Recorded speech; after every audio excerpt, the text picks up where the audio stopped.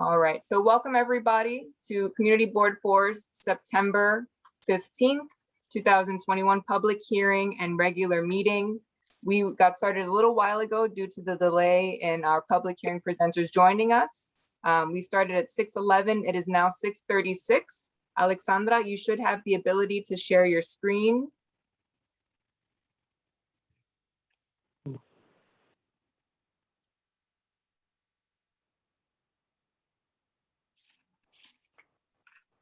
All right, whenever you're ready.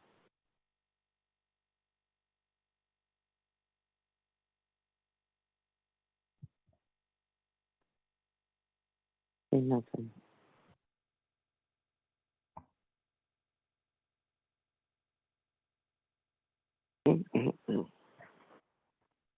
Okay, whenever you're ready to get started.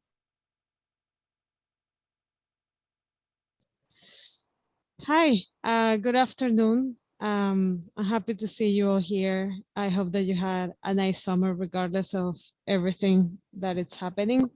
I'm here today joined by two colleagues from the Department of City Planning, Ben Huff and Jesse Hirakawa, and also Leroy, a colleague from DOT, in order to present a recap of the zoning tax amendment that we're putting in front of all the boards to facilitate the removal of some obstacles that right now are in the zoning tax to facilitate sidewalk cafes as part of the board approach for the permanency of the open restaurants program. This presentation, the longer version of this presentation was already shared with the Land Use Committee meeting in July, and we had a very interesting conversation together, and we're here to recap that conversation and answer to the matter that we can any other questions or comments that you have. So pre-COVID, let me minimize something. Okay, so pre-COVID, this was the main three layouts that a restaurant could serve, like outside their regular spaces. So under the zoning rules, which are now suspended, there were three ways of cafes that could be located in the city. Most commonly, the unenclosed sidewalk cafe, which already allows for disposable movable tables, chairs, and fencing without overheads. We also had this type of cafe, which is a small unenclosed cafe, which doesn't contain more than like a row of tables. And then we had also the enclosed cafe, which is it has like more extensions along the sidewalk, but also for light building materials. That was pre-COVID. So during the pandemic, since New York was going through everything that we know, the government suspended the existing regulations through an emergency executive order to allow for restaurants to use a space from the public realm to conduct their businesses, which it was called in this program that is called Open Restaurants. Since that launch a year ago, almost 11,000 restaurants around the city participated that allow for 100,000 jobs to be preserved. So what we learned from that whole experience is that some things work and some other things didn't work. On the positive side, no geographies were of limit. So unlike the pre-emergency sidewalk program, any restaurant with a ground floor frontage had to meet certain criteria to participate. So the program was free and extremely easy to access. There weren't all the fees and all the permits were removed in order for the restaurants to be able to use the public realm for the business to activate and maintain this type of activities. And the third was the success in many locations, but not all, of the use of the roadway seating as an option for the restaurants. But that also created some challenges, which we heard clearly from you in July, that there isn't clarity, consistency, and communication on the rules, the way that the roadway is occupied is not well regulated. There were issues about circulation, parking, public health, some compliance and enforcement were challenging. And then like evaluating also how this amount of flexibility in this special time allow for the restaurants to serve, but what things that we learned from this program could be maintained in the future versus which were the ones that were only pertinent because of the emergency. So on that scope, the administration is seeking to make more flexible the rules for restaurants to be able to use in different mechanisms and through different regulations,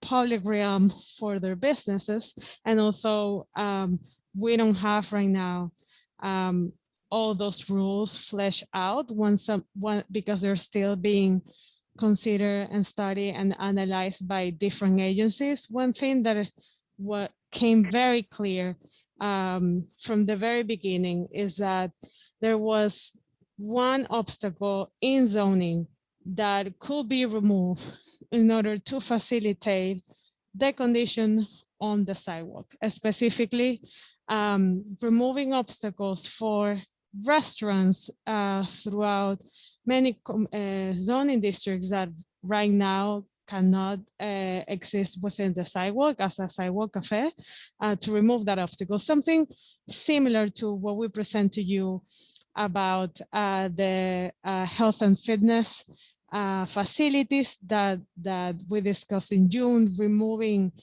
an obstacle that makes them go to a process that need to pay fees and takes time.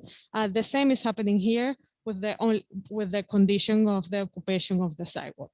So this text amendment is only about that.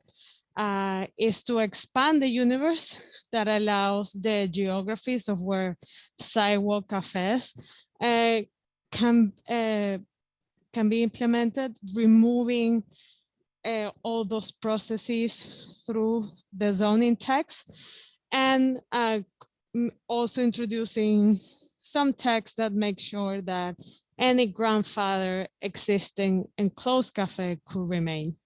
Because obviously the idea is not to harm the ones that are existing right now on the sidewalk. So how would this improve the current condition of the city, particularly for the sidewalk cafes?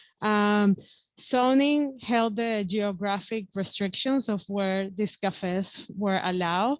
The public could view through our Zola interactive map that we have where this allow like using a layer, but in here we have a map where all the residential areas, for example, that are in blue, and some specific, especially prohibited areas that are in red, sidewalk cafes were not allowed.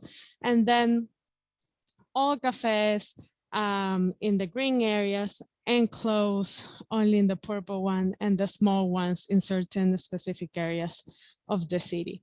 So importantly, you can see that a lot of the areas where cafes weren't allowed at all, even in sidewalks that right now we know there is commercial activity, there's a restaurant, but zoning, their grandfather, they're not allowed, but zoning is in a lot of the residential areas. This happens a lot in a few avenues in Bushwick. This text amendment will facilitate that condition. So these stats are the same ones that we presented before. In terms of how many of these regulations will be um, impacted by zoning. In 2020, over 2,500 restaurants participated in the open restaurants program, and the zoning proposal will allow those cafes to maintain that the sidewalk condition, not the street condition. We're talking just about the sidewalk condition. So we have here in the map, we're going to dive into Bushwick in a second, but you can see like a high concentration in the blue dots of a lot of restaurants with a sidewalk cafe seating that are currently located in residential districts. And the red ones are especially prohibited. This is in Myrtle and Broadway in Bushwick because of the elevated. This you're very familiar with. These are other types of sidewalk cafes. And this is a perfect example of a grandfather restaurant in a residential district. Sometimes you can see a block front or a street that has almost everything is residential in that block, but maybe just the corner has a restaurant or has a deli, and that restaurant or deli can have some seating inside of that sidewalk. If you go to zoning, which is very technical, I know, but if you go to zoning and you check, technically that restaurant shouldn't be there because it's residential. It doesn't have a commercial overlay or that zoning legality that will make them here, but because they were there before zoning, they can. The thing that we're trying to remove is that the current sidewalk cafe rules wouldn't allow them to have the seating because they're not like a legal establishment to have that preference. So this is one of the conditions that are I think like most important, especially for the residential areas of your community. Other cleanups, because as we explained to you in the other zoning text amendments that we present over the spring, we usually also take this opportunity to do some cleanups and clarifications in the zoning text. So some definitions and cross-reference, removing the text that precludes operable windows that serve outdoor restaurants, which are also defined in zoning, interestingly enough, removing and then closure provisions in certain texts, and some other, and clarifying the use of sidewalk widening to not conflict with what will become the permanent program. Right now, in green in this map that is zooming in Bushwick, you can see all the sidewalks where sidewalk cafe it's allowed versus the blue that is right now where they're not allowed, and then which is like almost the majority of the zoning, the community district. And obviously you get more opportunities where you get closer to the M areas towards the west of the community district. So before COVID, from all the restaurants and cafes that Bushwick has, only 10 were licensed to be able to have tables on the sidewalk. And during COVID, because of the flexibility that the program gave to many of the regulations within the public realm, around 79 restaurants signed up for the program, and many of them beneficiated from the use of the sidewalk.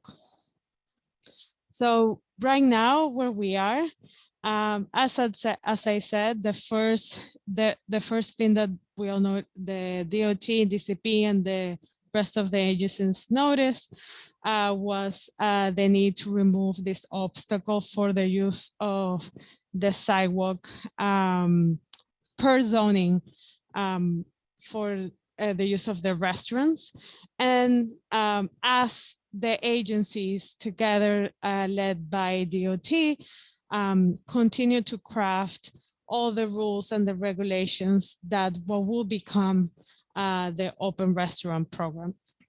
A part of those rules is regulating how the sidewalk will be used, how the curb cut will be used, in which conditions, how all of that will be later fleshed out by this program, that it will have its own process of consultation. The deadline, this was referred, as we said in July, this was referred at the end of June to all community boards and borough presidents. The deadline to receive your comments, as the slide said, is September 27. But as we always say, we understand that sometimes these deadlines do not correlate or are not that convenient to the board activities. And I want to ensure to you, as we also did with all the other city text amendments, if you can submit your comments on time, that's great, but don't let the deadline preclude you from submitting your comments. The City Planning Commission, where we give your comments and we give them for them to take into consideration when they vote, they will take your comments and they will read them regardless of the date that it was received. And I know there are a lot of, regardless that today we're discussing the text amendment that allows for the use of the sidewalk, removing that obstacle. I know that there are a lot of comments about the program, things that should be regulated versus things that shouldn't. That comment letter is one of the many opportunities that we can hear from you. The commission can hear from you because I hear from you directly, but the commission can hear from you, and we can use that document also to advocate for what the community wants. I know it was briefer than the other one. The other one we went into many details, but I'm here with my colleagues and happy to answer any of your questions. And if you want me to stop sharing my screen, please let me know and I will do so. Questions from the board? Celeste, yes, I would like to speak on it. I know that there's no fee as of now, right? There's no fee for doing it. People was doing it with no fee, right? So now Yeah. there's going to be a fee now, right? If it does get, the text amendment gets approved. So there is going to be a fee. So we had 10 people that had the license. How many people in Bushwick, how many people have grandfathered in, which was not in there?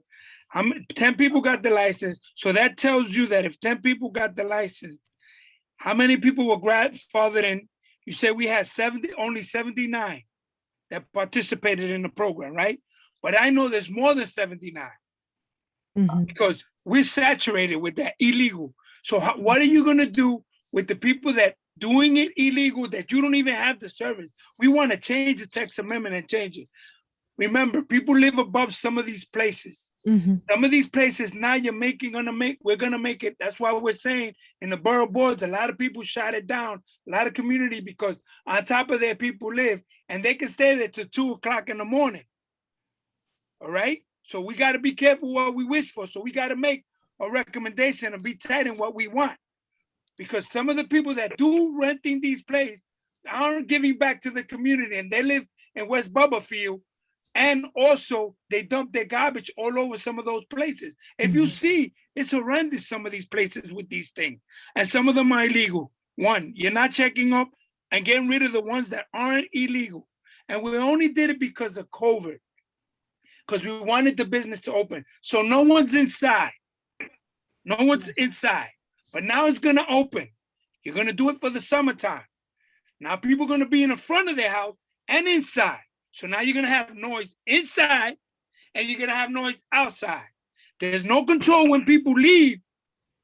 So are there gonna be alcoholic beverage serving outside? 2. So now we got a problem. And now that's where the big ball falls. You know, they can't control what's inside. We were having a hard time with that. Imagine controlling what's outside. And then you got apartments on those houses. You know, you took good pictures. I'm gonna take, when we go to the hearing, I'm gonna take pictures of situations. Just like you showed the pictures, I'm gonna show you bad pictures.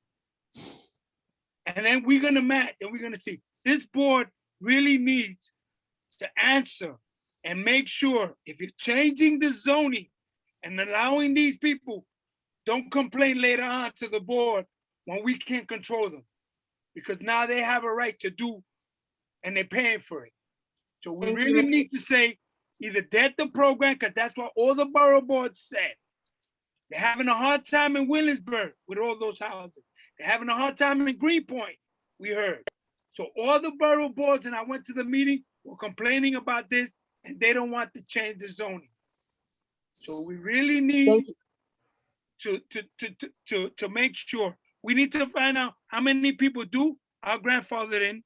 You said only 10 people have, and I know there's more people than that. You said 95 people participated in the 79 free program, but we got more than 79. So how is that? And there's garbage all over the place with some of those places. So how are you? I don't know. We really need to, something needs to be done, and this board needs to do something, and we need to work together to make sure that when our people that are here, they can sleep at night. This is not we're going back to 42nd Street when they used to have all those nightlight over there. Now they're bringing it back to residential communities where people are having a hard time paying their rent and they want to sleep. So we really need to find out what is it that this board wants to do. Either we can dead it and write something, or make sure that so we really need to work on this because it's going to hurt us later on. Thank you. Yeah, I hear you. We have numbers, and I will, since you're sharing that the numbers don't actually correlate with what you're seeing in the street. I'm going to take the time tomorrow to make sure that we have the correct numbers and get back to you. Roberto, you named some things that we actually don't control with zoning, but I hear you, they're equally important, like trash, noise, how they're occupied. In July, you also mentioned public health, like the location of certain restaurants, like under the elevator. And we know, like, even walking in the sidewalk under the elevator, sometimes is like you feel things coming. So those things that, among others, we don't control it necessarily, but zoning, because zoning doesn't control what happens in the street. And with this, we'll also not control necessarily what happens in the sidewalk. But many of those are things that are being studied by our sister agencies of how to regulate within the open restaurants program, which we don't have the information right now to share how it will be, since they're still working on it. But I feel like those things should be captured in your comments, so the agencies already have them in order for them to take into consideration, regardless that I know they know about them. But hold on, I'm sorry, one moment, everyone, because we have a stack. I want to make sure everybody has a chance to speak. So I see Christian, followed by Melissa, followed by Felix. Did anyone else have a question? Desmond, Melissa, Felix? Desmond Monroe had his hand raised, and Ms. Carrera. Absolutely. I got the three of them, Desmond, Melissa, and Felix. So I just want to make sure everybody has an opportunity. And Anne, did you have something as well? After Mr. Ceballos? I can include it in the Housing and Land Use Committee report. No problem. Okay, Desmond, please, go ahead. So I think what gets us frustrated is you want us to make a decision based on, you're like, hey, I have nothing to do with that. We're just dealing with zoning. But when you were here last time, all of our issues are about quality of life, about, like Mr. Camacho said, the noise complaints. It's about the fact that in Brooklyn, people like to sit outside of in most areas, people like to sit outside of their apartments. There are residential areas up above there, and if the cafes are taking up the street, we talked about parking, we talked about all these things, and that was the whole point of you coming back. So if you're coming back and just giving us a short version of the same thing, you really haven't addressed the questions, and it just feels so disingenuous. But yet you still want us to make a decision based on something that our concerns weren't focused on. And that is something that I can't do. That's it. That's my comment. Melissa? Sorry, can everyone hear me? Yes. Thank you. So I was just echoing some of Desmond's sentiments, and also just, being on the permits and license committee and acknowledging that, since, this program has launched and we've been, through 2020 with in this emergency kind of program, and have opened up the sidewalks to businesses, just the influx of just the amount of people now being on the sidewalk. I can tell you myself, because we all live here, but just sometimes it can be really rowdy. It can create a lot of chaos, and just it is not pleasant sometimes to be living. I live right up the block from a lot of bars that have sidewalk cafes and who are probably grandfathered in, and I could look further into it, but just focusing on the quality of life issue is important to us, because we live here, we care about our community and our residents. And I just don't think it's fair just to say, this has nothing to do with the zoning, but in fact, it all relates to each other. And it's something that we need answers to before, making any decisions. And also with the program, in the phase that it's in, just being someone on that committee, knowing that people won't come to us anymore to get a recommendation, which goes through DOT, but about their sidewalk cafes. Now it's not even part of the conversation anymore, which, also doesn't create or an opportunity for input. So I'm just a little concerned about that going forward as we move into the next steps and stages. Just wanted to share that. Thank you. Melissa, I can respond to that. And I thank you for your concerns, and Desmond and Mr. Camacho. The way the Sidewalk Cafe program worked before is, Mr. Camacho's right, there were fees that restaurants had to pay to participate into the program. It's sort of necessary for them to have an exchange since they're using the public right-of-way. And so we will be going back to that program that existed before. So restaurants will have to apply. They'll have to show what they're going to do. DOT will review those to make sure they're meeting the clear path requirements, the siting criteria, and then the sidewalk cafes will come to the community boards again, as they did pre-COVID, where the community could review and sort of voice their concerns and give feedback, and hopefully have an opportunity for restaurants to improve their outdoor setup. What we're asking for the board tonight is not really just to approve the permanent open restaurants program. There's a lot of work still going into that, and there's a lot more work between the city and community boards to have discussions on what that will look like.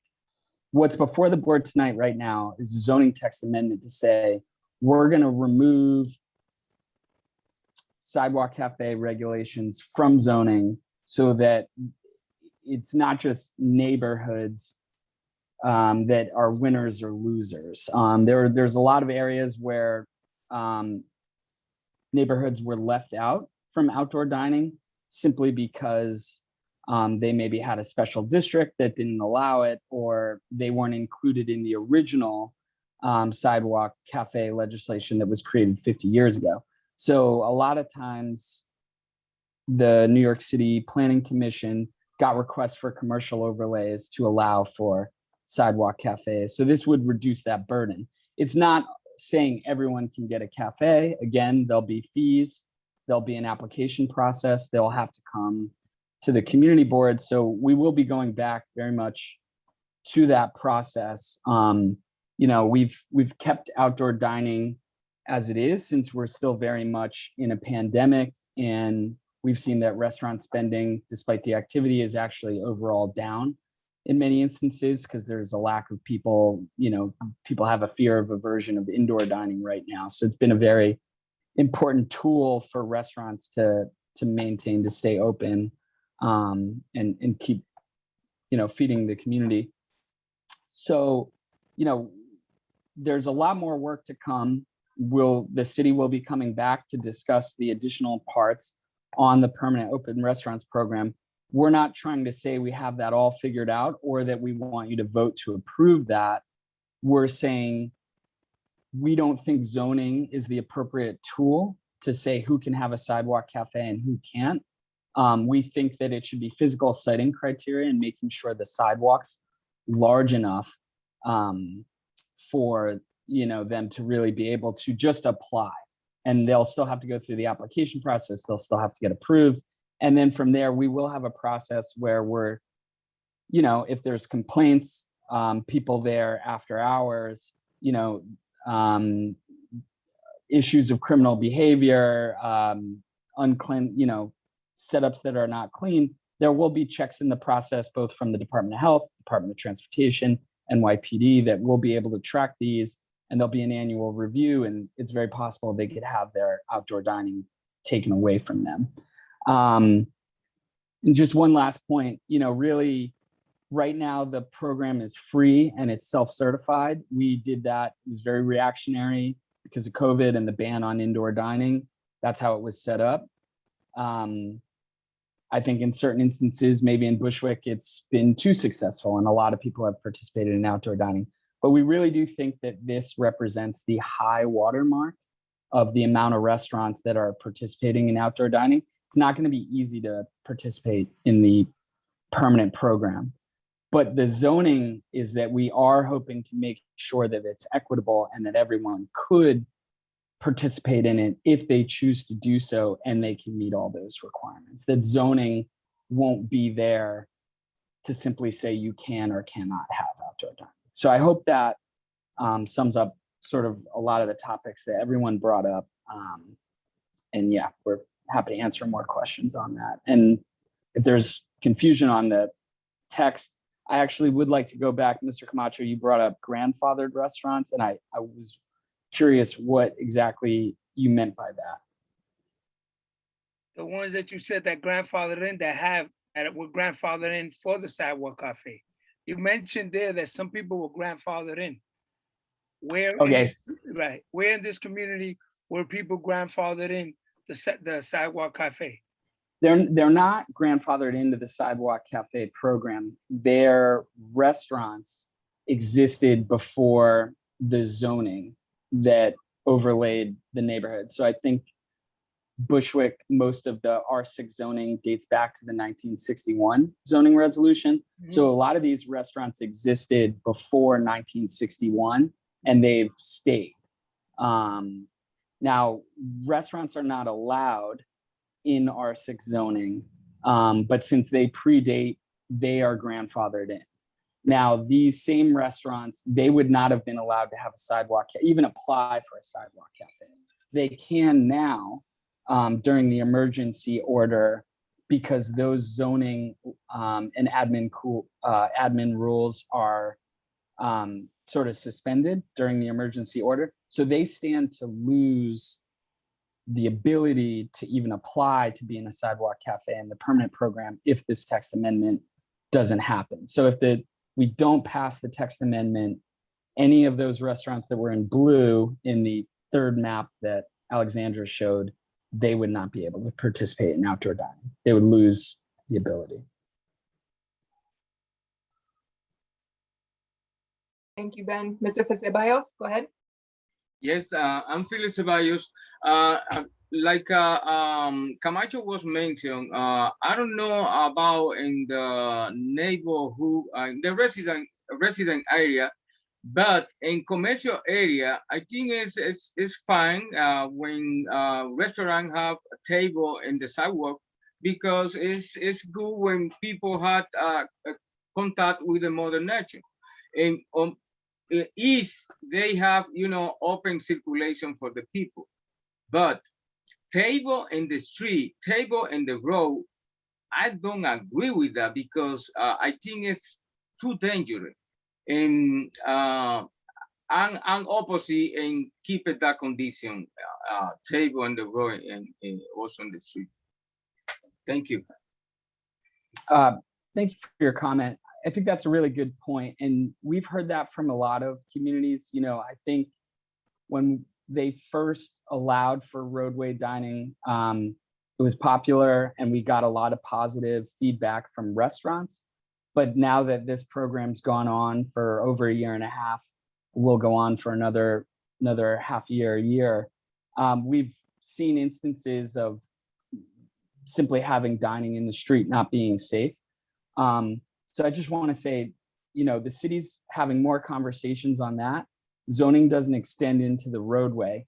So this text amendment does not legalize roadway setups. It only allows restaurants to apply for sidewalk cafe programs in the future.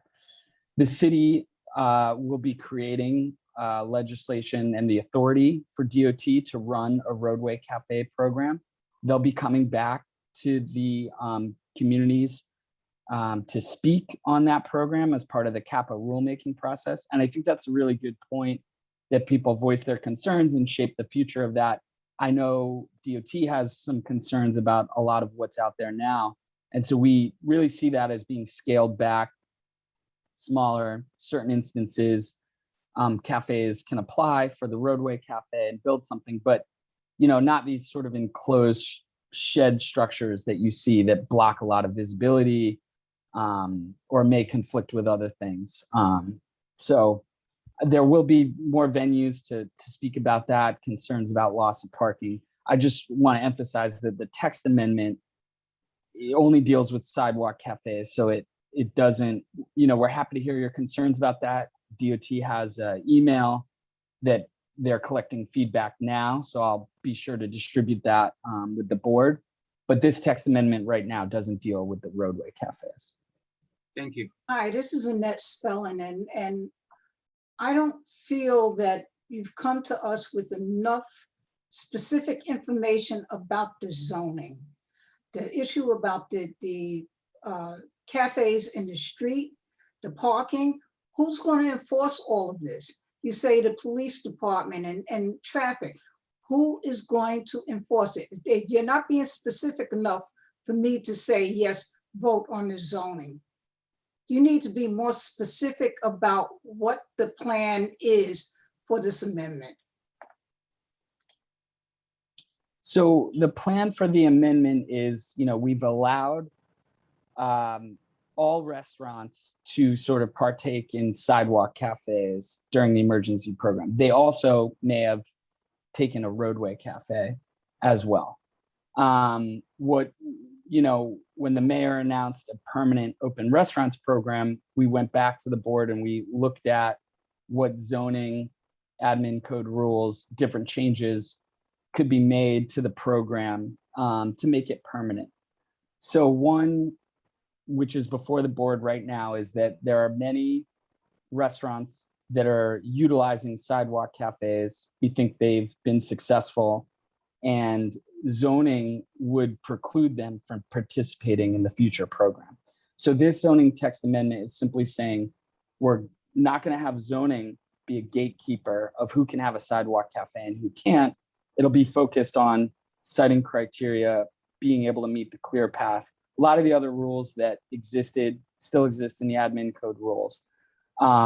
Since we are also separately launching a roadway cafe program, and there'll be more discussions on that, more design guidelines, more meetings where the community will be able to talk about that. If we are to launch a roadway cafe program, DOT is the only agency that can sort of monitor and enforce the at least design of that program. The Sidewalk Cafe program was previously run by the Department of Consumer Affairs. Now it's called the Department of Consumer and Workforce Protection. They're a licensing agency. They're very small.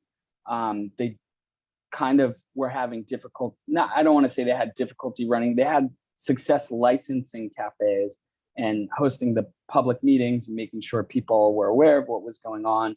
But since we're launching the Roadway Cafe program, we're hoping to move that authority over to DOT, who can more quickly hire up more inspectors, as well as a head of open restaurants sort of director position that will oversee all this. So I know that there's a lot of aspects to like the permanent open restaurants plan that may not be clear, but this zoning text amendment isn't what gives authority to that whole program. What that is saying is that a lot of these restaurants, of which if we were to go back to Alexandra's presentation, you know, a lot of restaurants participated with sidewalk cafes. They will lose that ability to even apply for a sidewalk cafe, come back to the community board, say what they want to do simply because of their zoning. So that's what we're asking the community board, is just to think about sidewalk cafes and the restaurant's ability to do it. Yeah, so there's more discussion to come on the rest of the permanent open restaurants program. Any other questions? I'd like to speak. Go ahead, Um, Joanna. Please excuse me. Yes, I wish there had been more information pertinent to Bushwick. I'm looking at the pictures, just as Mr. Camacho mentioned. These pictures are nice, beautiful pictures, and they're probably of restaurants in Manhattan or Staten Island, but they're not what we see in Bushwick. One of the things that concern me, and I wish you would take some kind of survey and see these outdoor structures. One, in a couple of months, we're going to have snow on the ground. What happens to these structures that are blocking traffic along, you know, where people, they're just going to be there collecting snow? Because people aren't going to be doing the outdoor dining in those structures out that we see throughout our neighborhood. I wish you would take a look. And you'll see what I'm talking about. You know, they're not going to have the heat lamps and all of that beautiful stuff that you say. They're going to be sitting there obstructing, collecting snow and obstructing traffic and the flow of traffic. You're not going to be able to shovel the sidewalks, etc. So that's a problem that I have about Bushwick. The other thing is, it seems as though the city is spending a lot of time, and I can understand that, trying to protect restaurant owners. In Bushwick, you are going to find, you know, I wish they was focused on what's going to bring income money into Bushwick. These little restaurants in Bushwick are owned by mom and pop. That's money going out of our communities. They're not hiring the people from the communities. That's a husband and a wife who may be hiring their cousin to clean up or somebody to cook in the kitchen. And we're spending all of this time talking about protecting them, which I can understand. They have a right to earn a living. But Bushwick is we're looked at as consumers. We need the city, somebody to pay attention to the Bushwick plan to bring income, to hire our people and preserve our community. We're being looked up as merely consumers. And to talk about feeding, the restaurants are feeding us. No, that's not an altruistic approach. This is about making money. And I got that. They're entitled to it. But they're not bringing anything to us. And all this time is being spent to talk about how to make somebody else can make money. We need other services. And they're causing us more problems with the construction. We're getting more rats. We have a problem with garbage pickup. It's a problem. And people have a right to earn a living, but those are my concerns specific to Bushwick. And I think most of the people here would agree. So that's my comment. Thank you, Joanna. Any other comments? Go ahead, Barbara. Hi. My concern is the city created this monster by doing this from the beginning without going into all these surveys. All these people they sent out to do the survey, they could find something else to do with all that money. If it's a residential area, it should be resident. People living there in houses. When it's commercial, that's where the restaurants and stuff should be. If you're gonna make people pay, they pay higher if you're in a residential area. You're not helping Bushwick.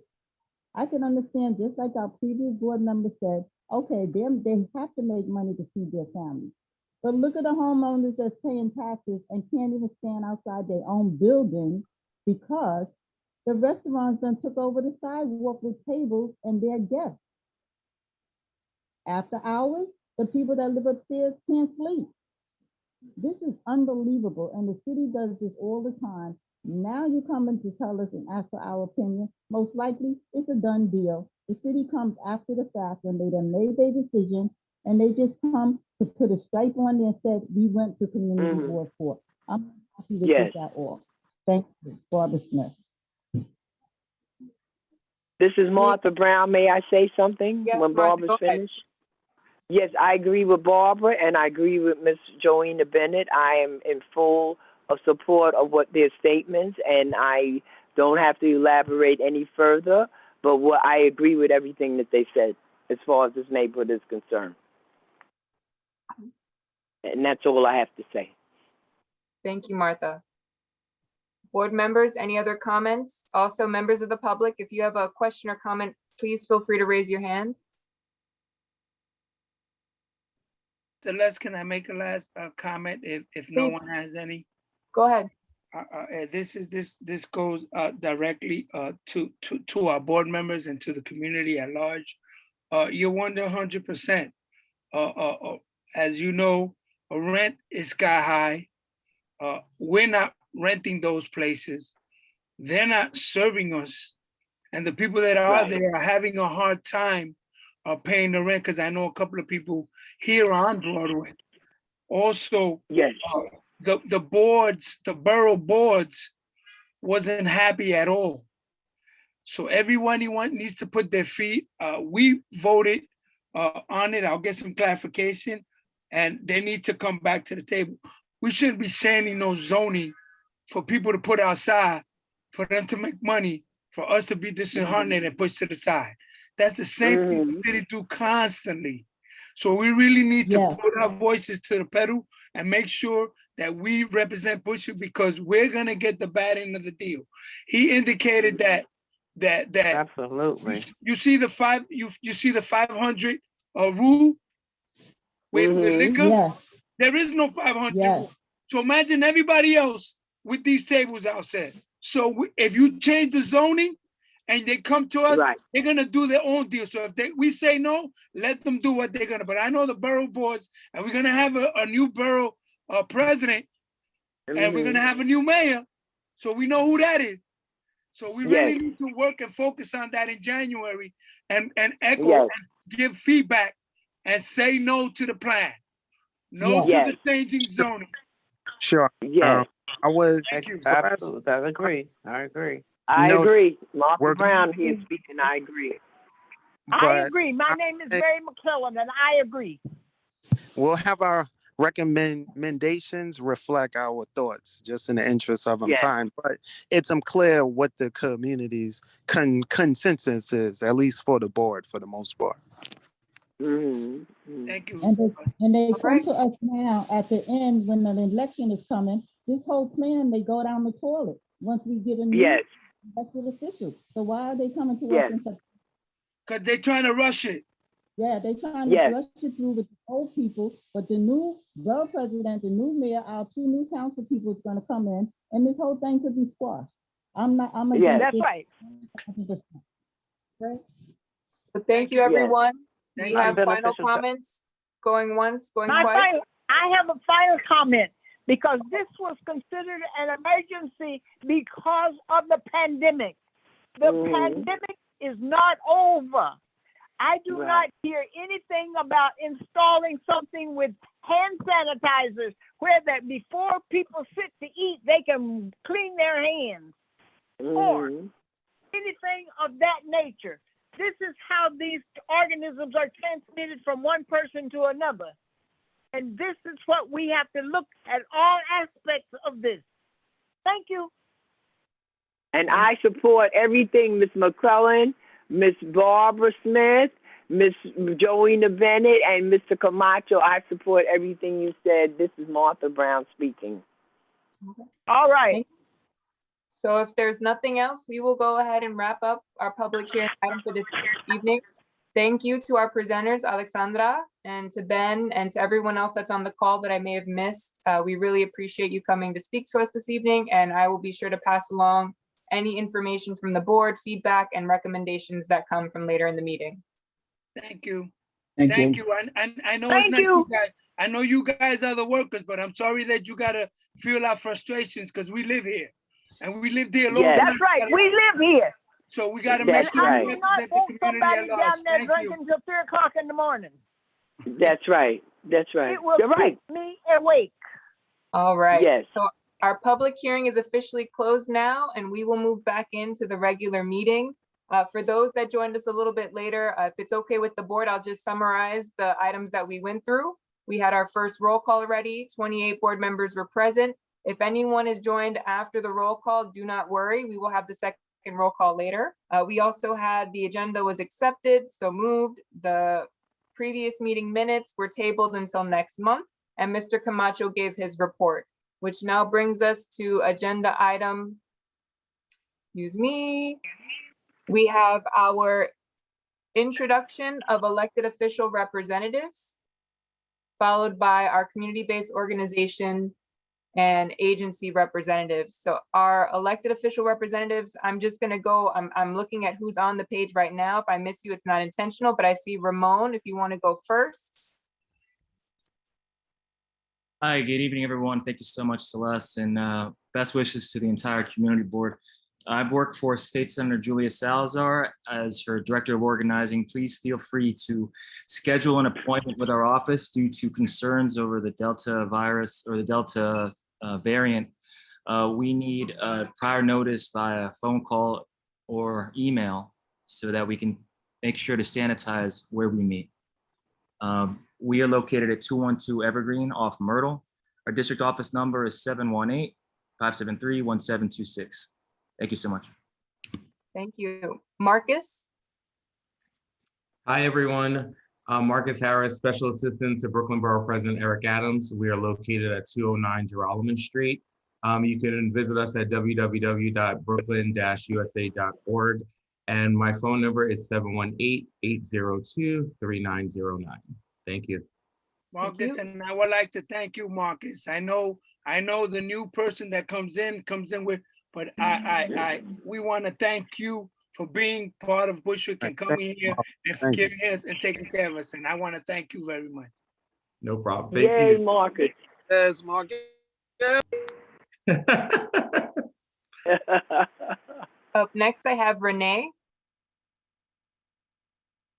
Good evening, everyone. I'm Renee Trotman. I work for Assemblywoman Latrice Walker. We are over here at 400 Rockaway Avenue. Our number to the office is 718-342-1256. I'm her Director of Constituent Services as well as her scheduler. So if you would like to schedule a meeting with the assembly member or one of the staffers in the office, or if you have any constituent services issues, feel free to email me. That is Trotman, T as in Tango, ROTMAN, the letter R, at nyassembly.gov, and I'll put that in the chat. And we love Miss Walker too. Oh, thanks. I'll let her know. Yes, we do. Yes, we do. Know her very Yes, well. we do. Yes, we do. Yes. Thank you. All right. So if I've missed anyone, it was not intentional. The page is jumping around as people speak. Are there any other elected official representatives before we move on? May Hi, I say Celeste. something? It's Yvette. Yvette, go ahead. Good This is evening, Mary everyone. McClellan. This is Yvette. Hi, Mary. How are you? This is I'm Yvette good. Lopez. I am the Communications Director for Assemblywoman Maritza Davila, and we are located at 249 Wilson Avenue in Brooklyn. We can be reached at 718-443-1205. We are still assisting constituents with any needs as it pertains to housing, unemployment, and it's by appointment only for Monday, Wednesdays, and Fridays. So feel free to give us a call to schedule your appointment. Thank you, Eve. We love her too. All right, this is Mary McClellan, and I would like to say one important statement. We have to get everybody vaccinated because this virus is attacking the unvaccinated very, very hard. I just lost a friend of mine, unvaccinated, young man, young son, young wife. So I am totally vaccinated, but I'm a senior citizen.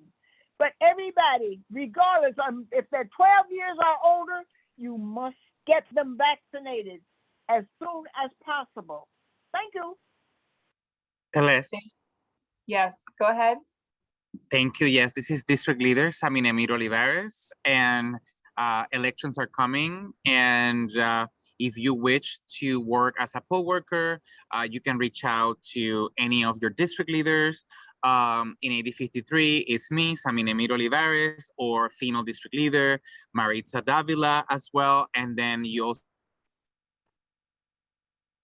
have district leaders in 8054. I'm putting in the chat my information that you can text or email if you're interested in the election process coming up in November. Thank you. Thank you, Sammy. All right, we'll move on now if there are no other elected official representatives. All right, going once, going twice. We'll move on now to our CBO representatives. I have a few that I've noted here that I've seen on already, starting with the Bushwick Star. I don't know if Noel, you want to introduce yourself? Hi, everyone. I'm Noel Lane. I'm the Artistic Director at the Bushwick Star Theater. We're at well, I'm just about to give our old address. We are moving to 419 Elbert Street. You can contact me at Noel, Noel, at the Bushwick Star, TheBushwickStarr.org. Thank you. Perfect. The North Brooklyn Coalition. Oh. No, we want to thank you, and we know you have a new place there. We want to work with you to make sure that you have success in your new place, because we know how rent is, and now you own your place. So we want to make sure that you help our youth and help our kids in regards to art, because I know you can do it. Me and Celeste went to the place, and you have a beautiful place, and you got a beautiful idea, and we're going to make it work. Thank you. Thank you, Mr. Camacho. I appreciate it. Perfect. Next, I have the North Brooklyn Coalition Against Family Violence. Hi, it's Ariella. We offer services, legal, mental health, and case management services for survivors of domestic violence and sexual assault. You can call 718-302-4073 to complete an intake, and I'll drop it in the chat. Perfect, thank you. Any other community-based organizations that I might have accidentally missed? Going once, going twice. Any city agency officials with us this evening? All right, hearing none, we will move down now to our commanding officer's report. Captain Sanabria. Hello, everyone. It's good to be here. Abraham Sanabria, the CO of the 83rd Precinct.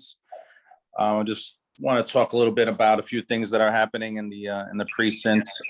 Overall, crime is doing well. We're down in crime overall. We still have our property damage, property crimes, such as burglaries and grand larcenies and larcenies from, package stealing, larcenies from vehicles, things of that nature. We've also seen an uptick in e-bike thefts. So if you own an e-bike, please ensure that you're locking it up, you're bringing it inside, whatever it is that you need to do to make sure that you keep it secure. Also, even though we have gone better, I think I need to mention this, grand larceny of autos. We've been seeing a lot of stolen vehicles, and about 30% of them are because people leave their keys in the car. They leave their cars running, and it's a crime of opportunity. People just walking by and they jump in, and usually they just go for a joyride. But these are about 30% of our stolen vehicles. So with that, even though crime is kind of down, shootings are up. I know that Mr. Camacho spoke about the walk that was done a few weeks ago, and it's because of this rise in shootings, and that's our concern. We're up 23 shootings compared to 9 last year at this point. Most of our shootings are occurring in Sector Adam and focus. So Sector Adam is Knickerbocker and Halsey, Wilson and Halsey. And if you drive by there, you're gonna see two permanent posts there on Wilson and Halsey and in front of 1245 Halsey. So they're there from 11 o'clock in the morning till 4 o'clock in the morning. They're there permanently. So you'll see them out there. If you see them out there, just wave hello, say hello. I know my officers are tired because a lot of them are being held on overtime to cover these posts. But I think a wave from the community or a hello from the community will go a long way to show that that they're appreciated and that they're seen out there, and that we appreciate them keeping the community of Bushwick safe. We also have that block party that Mr. Camacho mentioned. I just want to let you know that NCO David are the two officers that ran that, Officer Espalot and Officer Fazio. They're great. They're pretty new to NCO David, and they did a great job. And thank you to all those who gave, the kids, the cops. I even brought my family. We all had a great time that day, and that's the first one. And hopefully we do it annually. And lastly, please follow us on Twitter, Facebook. On Twitter, it's at NYPD83PCT. The reason why is that we send out a lot of information, good information, tips in regards to how not to be a victim of a scam, or how to secure your belongings, or flyers of upcoming events. But also, to give an example, 2 days ago we found a missing 4-year-old child out on Knickerbocker and Himrod. The child only had a t-shirt. It was early in the morning, about 8 o'clock in the morning. And we immediately took a picture of her and put it up on Facebook and Twitter. Facebook had over 3,400 shares, and we need to get that information out as quickly as possible. And thank God that within 2 hours, we were able to find the parents. It happened to be that grandma was taking a shower, and the 4-year-old just happened to want to take a walk. Wow. So, but even though there's no crime, there's these are the things that we want to shoot out there so that the community can help us in regards to returning even a lost child. So that's all I have. If there are any questions, I could take them now. Tammy, your hand's raised.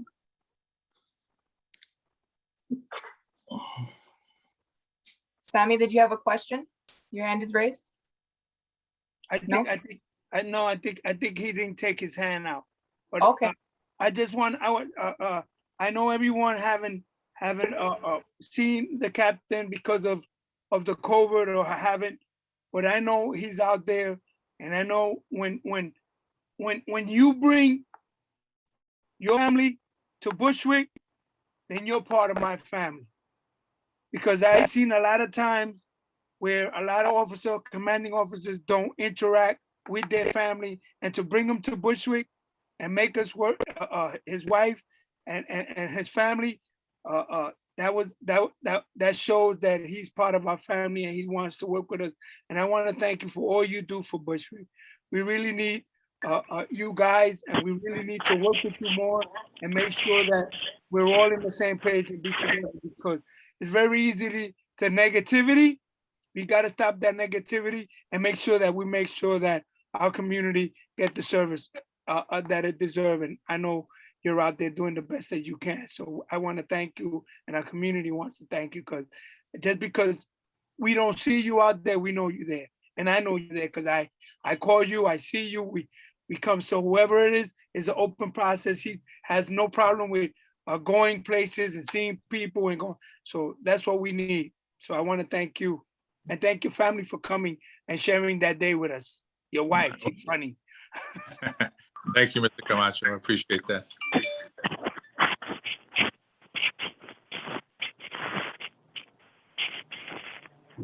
Hi, everyone. So just a quick housekeeping note. I know we've all gotten familiar with Zoom, but if there are any organizations or representatives, I've seen you add your information to the chat. Please know the chat is there for you to use. You can add your information or any comments at any time. If there are any questions, I will be monitoring the chat throughout the evening. Any other questions for Captain Sanabria before we move on? Going once, going twice.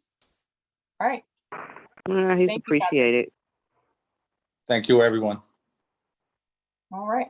So moving us right along now to the district manager's report. That's my report. Give me one moment. I'll pull it up.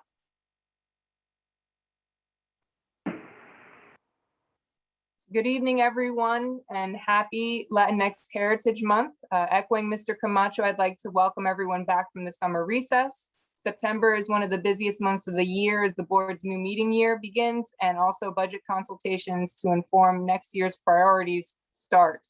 I hope everyone has taken a few minutes to fill out the statement of district needs surveys that were included in this month's e-newsletter. Your feedback will allow the board leadership and the budget committee to better prepare for both the individual agency consultations and the needs statement and budget request submissions. We'll be sending more information on that via our e-newsletter, also through eBlast. And now, as of this summer, we are officially on Facebook, Twitter, Instagram, and YouTube. I will be sharing, once I finish my report, all of the handles for people to check out our pages and to, of course, stay up to date. We get a lot of requests every month for the meeting links. You will be able to find all the links to our meetings on our social media, as well as any notices or posts, other important information. So please follow us. And then many of you have likely heard of participatory budgeting and might have helped advocate for certain projects to receive funding from your local council member. The community board is mandated by the city charter, plays an advisory role in the beginning of the budget process, providing insight and specific requests to address community needs. In the beginning of October, the board's budget committee will be meeting. For those that are interested in getting more involved beyond filling out the surveys, feel free to reach out to me in the board's office. And other items of interest, we are currently hiring a full-time community coordinator. Some of you may know our longtime staff member, Willie Morales, retired last December. We have the green light from the city's Office of Management and Budget to hire. If you need the details, you're interested in that post, I'm happy to speak with you. If you want to reach out to the board's office or send us an email at bk04@cb.nyc.gov. I will be dropping our contact info in the chat when I finish.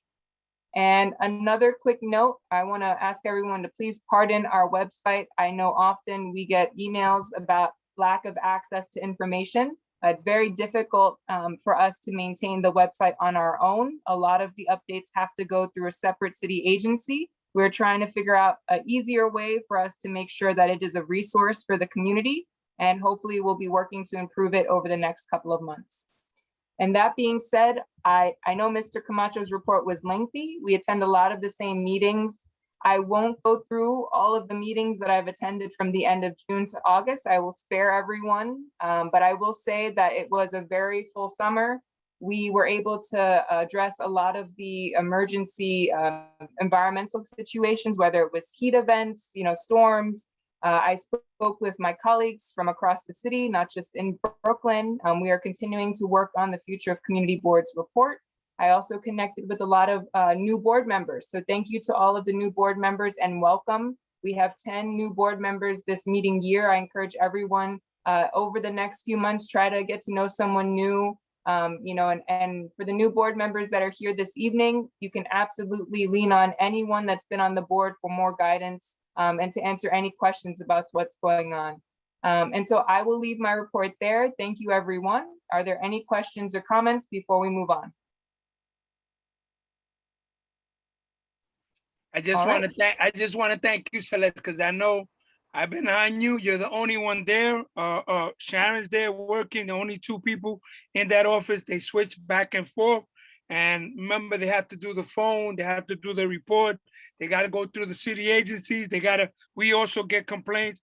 Now, NYCHR is a private development now. Now it's under the RAD. We get complaints to some of the tenants over there. So it's really getting busy, but I want to thank you. I know that often I'm on you, but I know that you're out there doing the right thing and mean so well for this community. So I just want to thank you and for your work, and hopefully we'll get somebody to relieve some of the tension. We don't want you to get any more gray hairs over there on top. So make sure because every time I call you, I have to tell you, I'm learning to breathe in and out through the BCP, what you call through the Hispanic Coalition. Before we go to the meeting, they make you unwind. So before you get there and you start attacking me, I go, Celeste, you all right?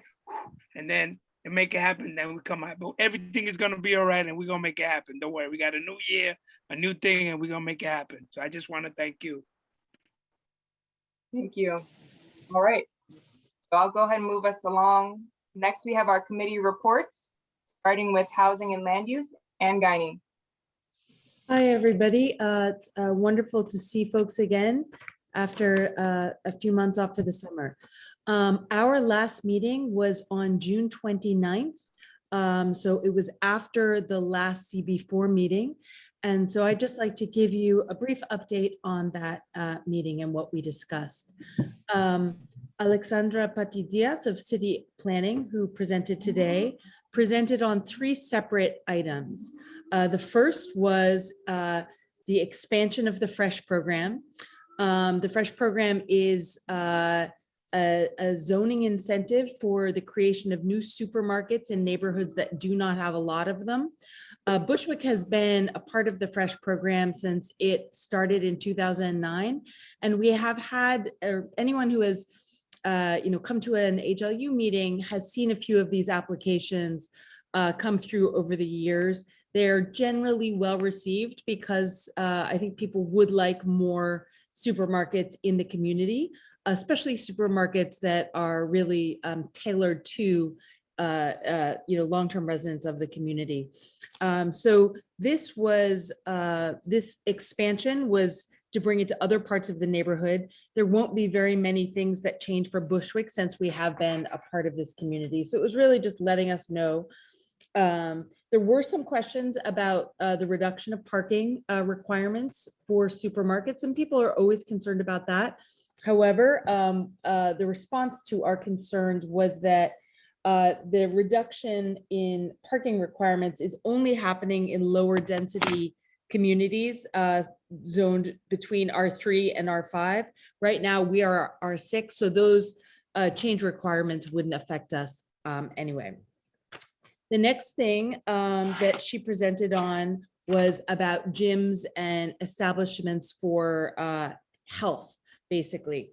The idea is that right now they have special permits required, and it's apparently a 6-month process, pretty tough. And so they would like to encourage, more of them, health seems like a good thing, and treat them more like restaurants, drugstores, and salons. So there are still permits and hoops that they have to jump through, but not a special permit anymore. Everybody may remember last year the conversation about creating special permits for hotels. So that's another example of gyms needed a special permit just in that same way. And the idea is to remove that. There were some questions about noise, about the physical integrity of existing buildings. And the permitting process will still require those issues to be checked in on. The third issue that she presented on was, again, the open restaurants program. It was a longer presentation in June, and we had a very, very robust discussion. I think a lot of that came up today in the comments that Mr. Camacho, Desmond, Mr. Ceballos, Melissa, Ms. Spellin, Ms. Bennett, Ms. Smith, and Ms. Brown all raised. I think many of those things came up.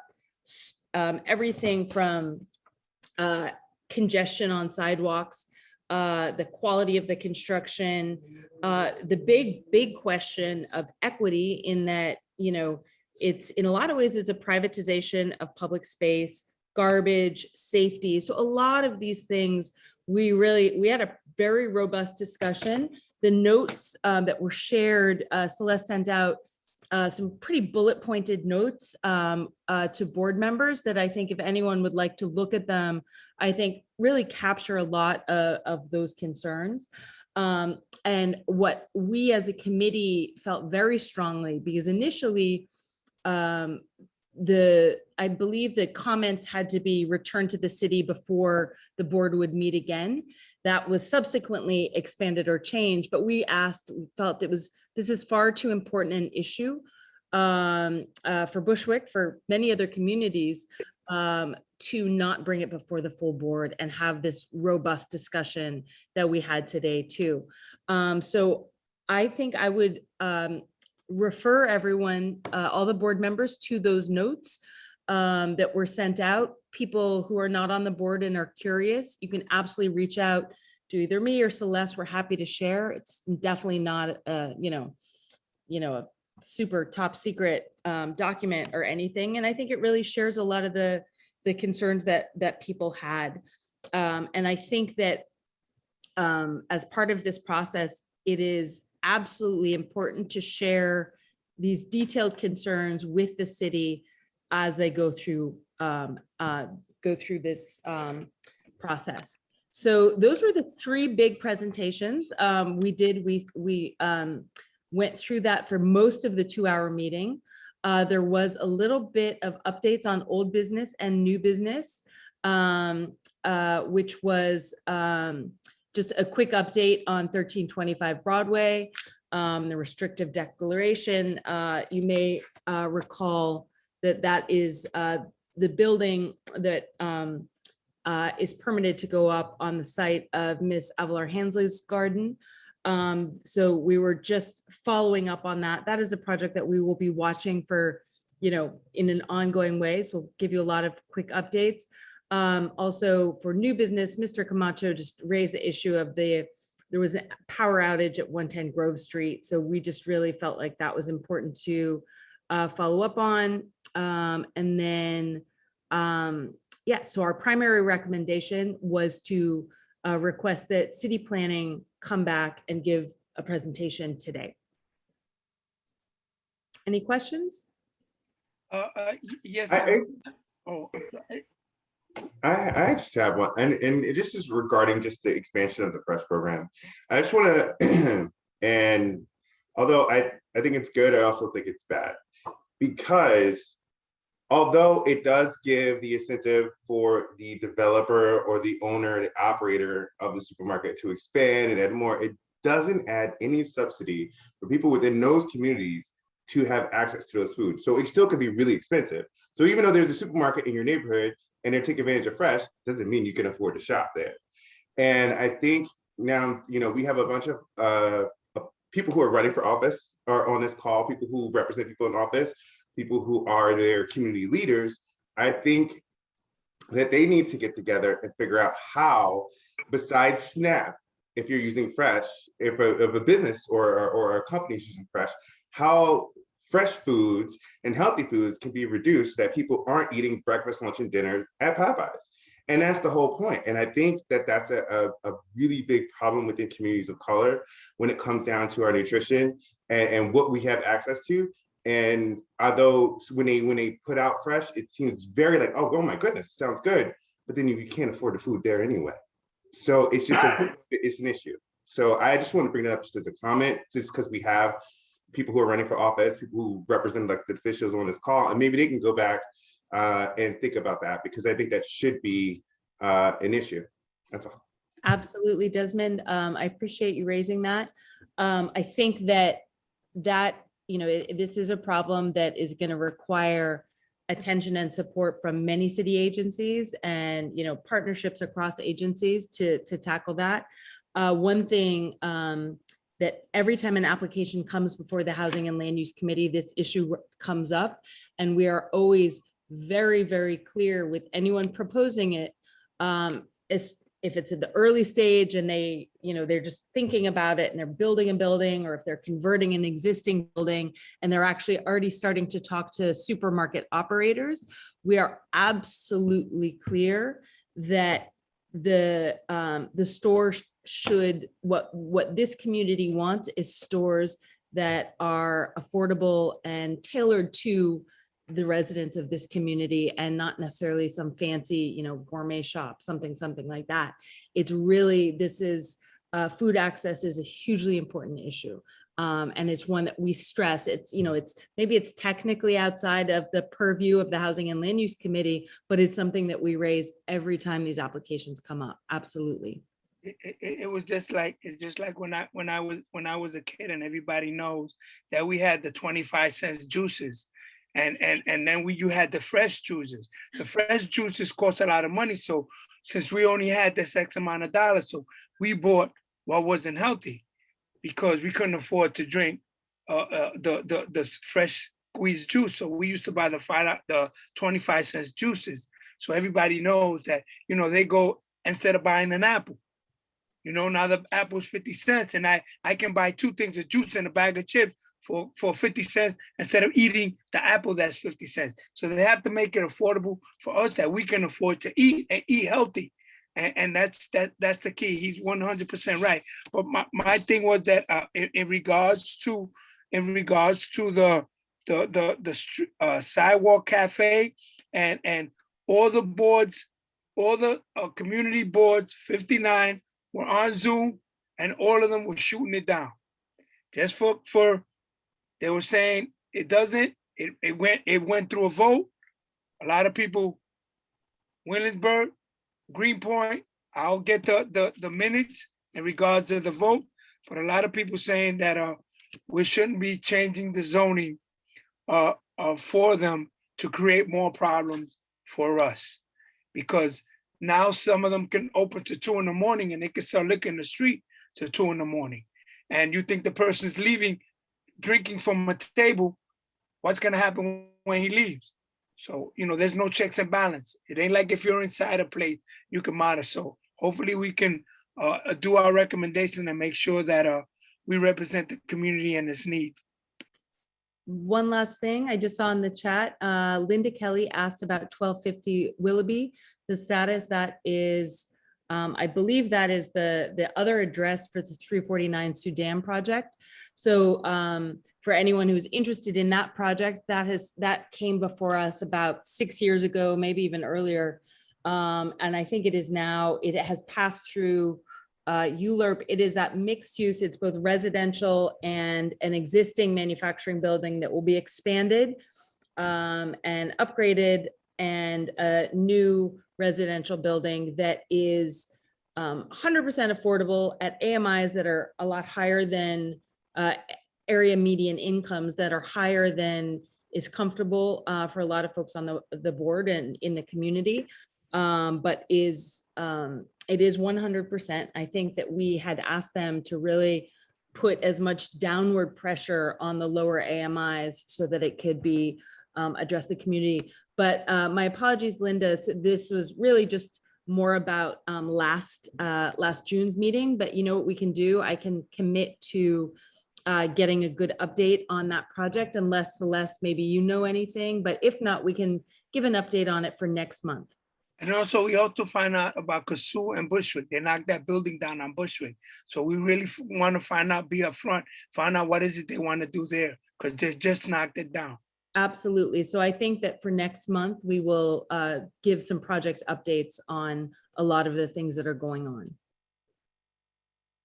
And just a quick note, so some of the developments that we will be speaking about are private, and I just want to make the distinction, private applicants or private developers, meaning that they're able to develop as of right without any type of zoning change, which would then come to the board. If there's no zoning change involved, those projects, you can go online to the Department of Buildings, Building Information System, and usually see everything that they're planning to do there. That's how folks at 1325 Broadway were able to identify a 20-story tower that they were trying to build and notified the board's office, so we could then make sure that the relevant entities that were part of the restrictive declaration on that property were notified. And so that's ongoing, but absolutely. For 349 Sudan, I'm happy to follow up with the development team. There's also a community monitor that was appointed from Fifth Avenue Committee. That's the latest that I have on that. Okay, because I was wondering about the 35 parking spaces. The 35 parking spaces on the street. Oh, I can't hear you, Linda. I'm sorry. Okay. The 35 parking spaces that they want to take on the street, that affects the teachers of the school there. Because already those teachers have nowhere to park. So if they're Right. taking 35 parking spaces, where are the teachers gonna park? I live 4 blocks from the school. There's teachers that park by my house to go to school. We can That's certainly what I'm follow up concerned on that, Linda. We will follow up. Okay, thank you. Okay. I have a question, and this is Martha Brown. I have a question too, as Okay. relates to Kasu's Place and Bushwick Avenue.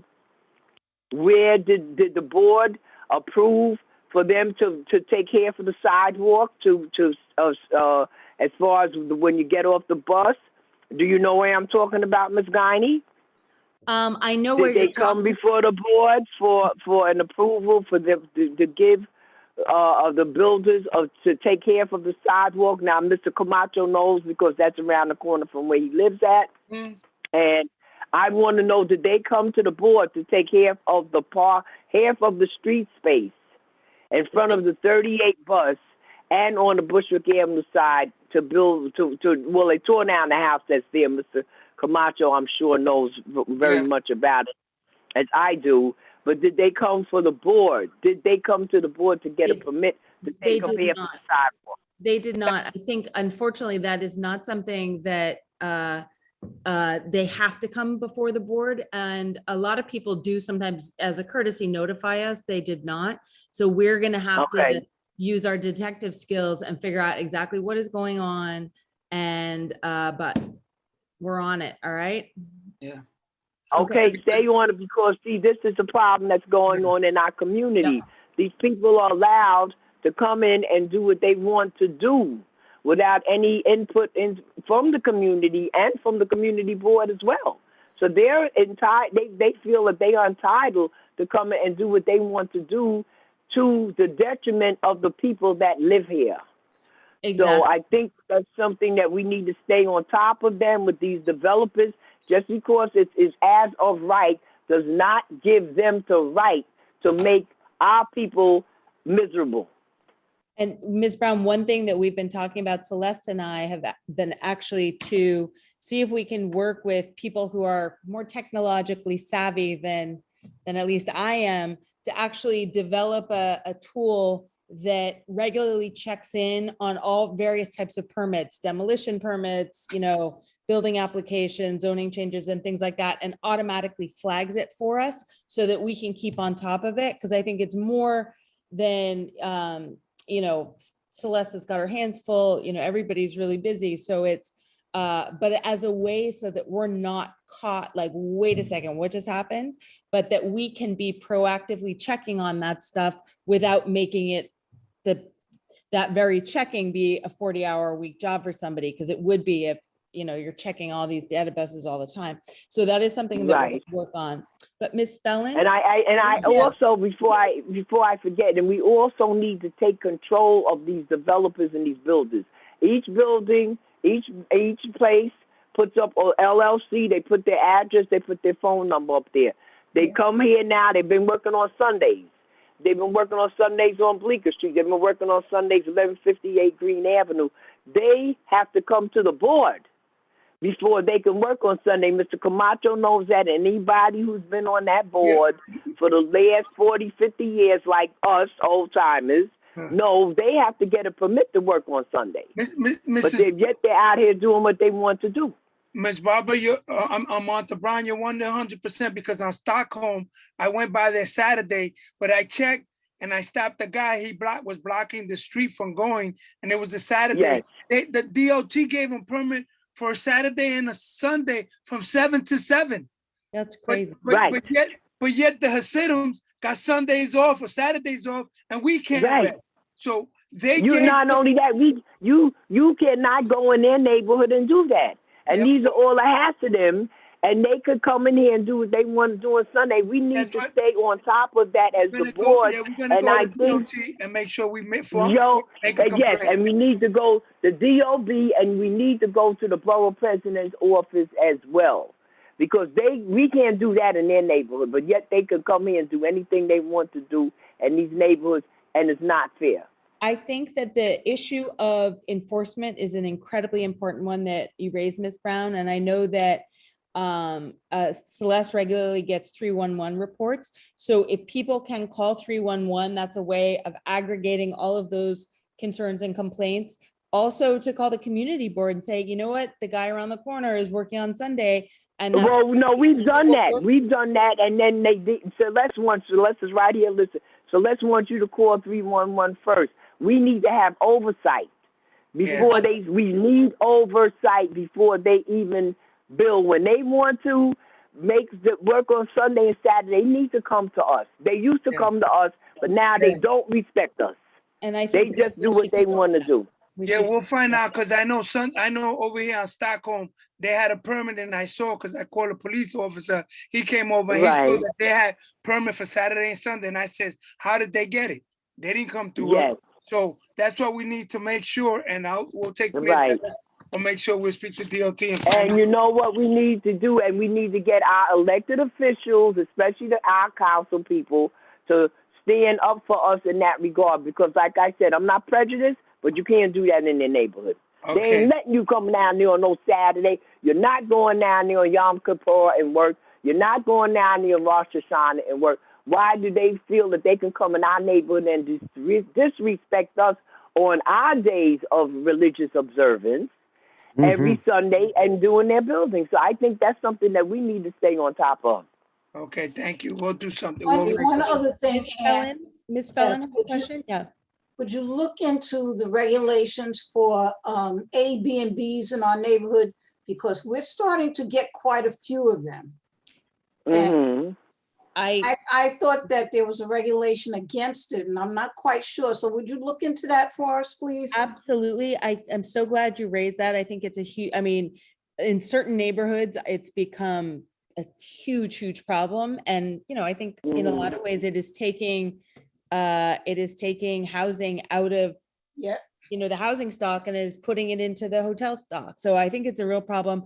My understanding of the rules is that you can't just have an empty apartment and rent it out at Airbnb all the time. That is reportable if that is happening. I believe that if you have a 2-unit building, you can, if you live in that building, you can use one as Airbnb up to a certain amount of time. But That's correct. The big problem is that enforcement is, it sounds like they crack down on the guys who will buy a building and turn the entire, 20 units into basically a hotel, like the major operators or who have 10 or 20 or 30 units scattered around the city. And are running them that way. They crack down on those guys, but the little ones, they tend not to. That is a really great point. And I think I will get more clarity on those rules and see if we can find out more about who is supposed to be enforcing it. I believe that Airbnb says, oh, the city, you should do it. And the city says, oh, Airbnb, you should do it. So it's one of those, like, nobody really wants to deal with it situations. And I think nobody really wants to go after like super small operators, just, one person. But I think it's worth finding out and learning more and seeing if we can get a sense of how many there are in the community. Yeah, well, we need to take a stand. My final words, we need to take a stand for Bushwick because Bushwick is being overrun by these developers. Yes. And they have taken what they want to do in their own hands, and they are destroying our neighborhood. Martha, and we need to stand up for ourselves. Agree. Given that we do have leadership on the phone, could we have Sandy comment just on her thoughts on this, given that she'll be stepping into leadership as our new council person? Yes. Because we do still an election. And help influence us in the most effective direction. Who's that? Okay, well, let's get moving on that. Let's get moving on that. I just like to say, I'm sorry. Ms. Bennett and Ms. Jackson. Pardon me, reiterating what Ms. Martha Brown said. People oftentimes don't know their rights. For instance, when she just talked about that you have developers coming in there on weekends and operating on hours there where they're not authorized to. Do I necessarily know as a homeowner or a neighbor that they are violating, that their laws that they're not permitted to do that. And somehow, that the community board has been very good at informing tenants of their rights. I think it's time that they kind of take some action to inform homeowners of their rights. And that's a very good instance when people can be informed of their rights to report it to the community board or to take action to let these developers know that they cannot come in here and do what they want to do and violate, I think that we can inform them that and report it to the community board who they go to when they see that these people are violating Bushwick. Yes, you're absolutely right, Miss. Sorry, but you're absolutely right. I clearly agree with you. It's like it seems like it's just out of our control now. And I'm not gonna, keep digressing on the issue, but it seems like it's out of our control now. They have just come on in and just do what they want to do in our neighborhood, right, and you Brown. can't do it in their neighborhood. All right, Mrs. Brown, we got your point across. We're gonna make Yeah, sure no, that we got to move on. take We care. got to move on All with right, the agenda. thank you. Yes. Ms. Jackson, did you have your hand raised as well? Yeah, I did. I know for a fact there's a lot of A and Bs down here because when I did the fence, like every other house was a and B. It's like, well, nobody lives there, and people will come out from next door and tell me, and I said, oh, so there's a lot. And as far as the construction work is coming, I think as homeowners, some of us need to get more involved because a couple of weeks ago, they brought a big crane in the middle of the block and I'm saying like, what are you doing? I was the only one out there, plus it was this like, where is everyone else? So I think for homeowners, not only maybe the homeowners don't live there, you have a lot of renters, so they really don't kind of care what goes on.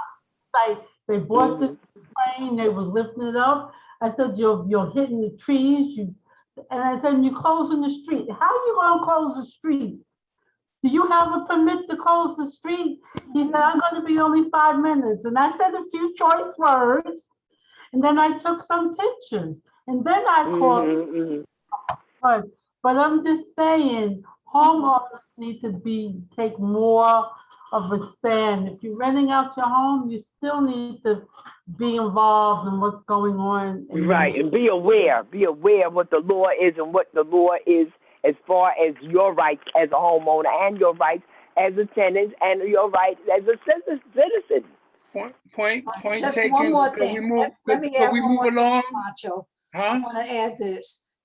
When we call the board, Celeste will refer us to 311. Here's the problem with 311. 311 will take your report in most cases, but one of the things they'll tell you is that there will not be a response to your complaint for 15, 30, or 45 days. Right. What kind of nonsense is that? Or they'll tell you, call the police. It's not a police issue. Right. We need that somebody needs to do something about revamping 311. Yeah. We can get some kind of results from there. We need to re-ramp 311 because they're not doing their due diligence. I know That's that. right. Hey, I'm sorry. They'll this is hang Mark. up on you too. They'll hang up on you in a minute. Anyway, I know we're spending a lot of time Okay, on we this. got so, Marcus from the Borough President's Office want to talk. Thank you, Ms. Spelling. Thank you, Ms. Spelling, and support, and everyone else is supporting this idea of ours. Okay, The only thing I was going to say is, the borough president has a constituent assistance center. If you file a 311 complaint, you can call our 3700 number, and that center will follow up on the issue for you. Yeah. Okay. So if I may, and I just want to summarize my response to all of these comments. So over the past year, we've had a lot of conversations. There was a Housing and Land Use Committee meeting where we did have the Senator's office come in to talk about homeowner issues and homeowner support specifically through the pandemic. And I also just want to comment, a lot of times when you hear presentations focused on tenants, it's not just because the community board is choosing to do so, but there is a large focus on tenants in the city. So a lot of the resources, a lot of the presentations, a lot of the materials have a focus on tenants, and we do our best to pass that along. But we, of course, do not forget about our small homeowners.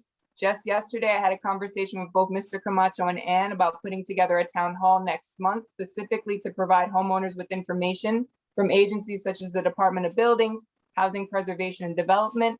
It'll most likely have a focus on recovery from the storm, but of course, preparing for tax lien season. You know, there are a lot of aspects that go into this, but these are conversations that we are having. And I do hear you. And very similar to what Marcus just said, the board is here for you to not have to wait those 30 days. So once you get me that service request number, I will go directly to whether it's a liaison or to the commissioner's office, and I will ask them for an update that very same day you get me that number. And depending on what they say to me, I will let you know what the time frame is for their response. So I know there was a lot that also was said, but we will be looking into it. I was taking notes throughout the meeting and the discussion, and we will get back to you with the outstanding questions. And we're gonna make sure that the city agencies respect this community, and not only because you make $3,000 or $1 more than we do. So we gotta make sure that our representation and our services are well heard and our complaints are well heard. So I will be following up with some of these commissioners and letting them know that we're not gonna tolerate that. And we're gonna tell all the elected officials too, that they need to put these agencies in place to make sure they respect this community. If they want to do someplace else, then it's all right. But Bushwick is not going to tolerate that. We got people that been here too long and they don't want to be pushed away just like that because they want to do what they want to do. That's not the way. There are rules and regulations and everybody has to abide by it. So let's move on the agenda because it's getting late. Let's move on. It's already 8:17. Yes. It is. I have one final comment, and that's just in regards to demolition on the city streets. We do get notices at the board's office, and the Housing and Land Use Committee has them in their mail folder for review during those meetings. We also get notices on a daily basis from DOT regarding street permits. The only way I'm able to follow up on any complaints regarding those is if I know if there's a problem. So feel free to reach out to me. All right. Thanks, everyone. Okay. Next report is environmental protection, transportation, sanitation, plus parks and recreation. Is Luisa here? All right, I'm going to give the fastest summary ever. There were 2 meetings. The first meeting was in June 2021. It was the end of the month. There was a presentation from Lime Micromobility. Some folks may be familiar with Revel. They're the light blue mopeds that you see, but Lime are the light green ones. They came out to discuss a little bit about their safety practices, how they've gotten a contract with the city, and how they'll be operating in the neighborhood. They wanted to make sure that we had a relationship with them should there be any issues. That was the first presentation. The second presentation was an overview of the Bushwick Avenue Traffic Safety Study. Sam Frommer, formerly with City Council Land Use, came out to provide an update on the work that we were doing. Mr. Camacho and I were able to do a walkthrough on Bushwick Avenue. He took a lot of information, photos from that walkthrough, and of course, feedback from the committee. I know Ms. Brown, you were able to give him some great feedback that he incorporated. Everyone was able to contribute. And that was the majority of that meeting in June. They also had a meeting the end of August, primarily to discuss the fall league permits.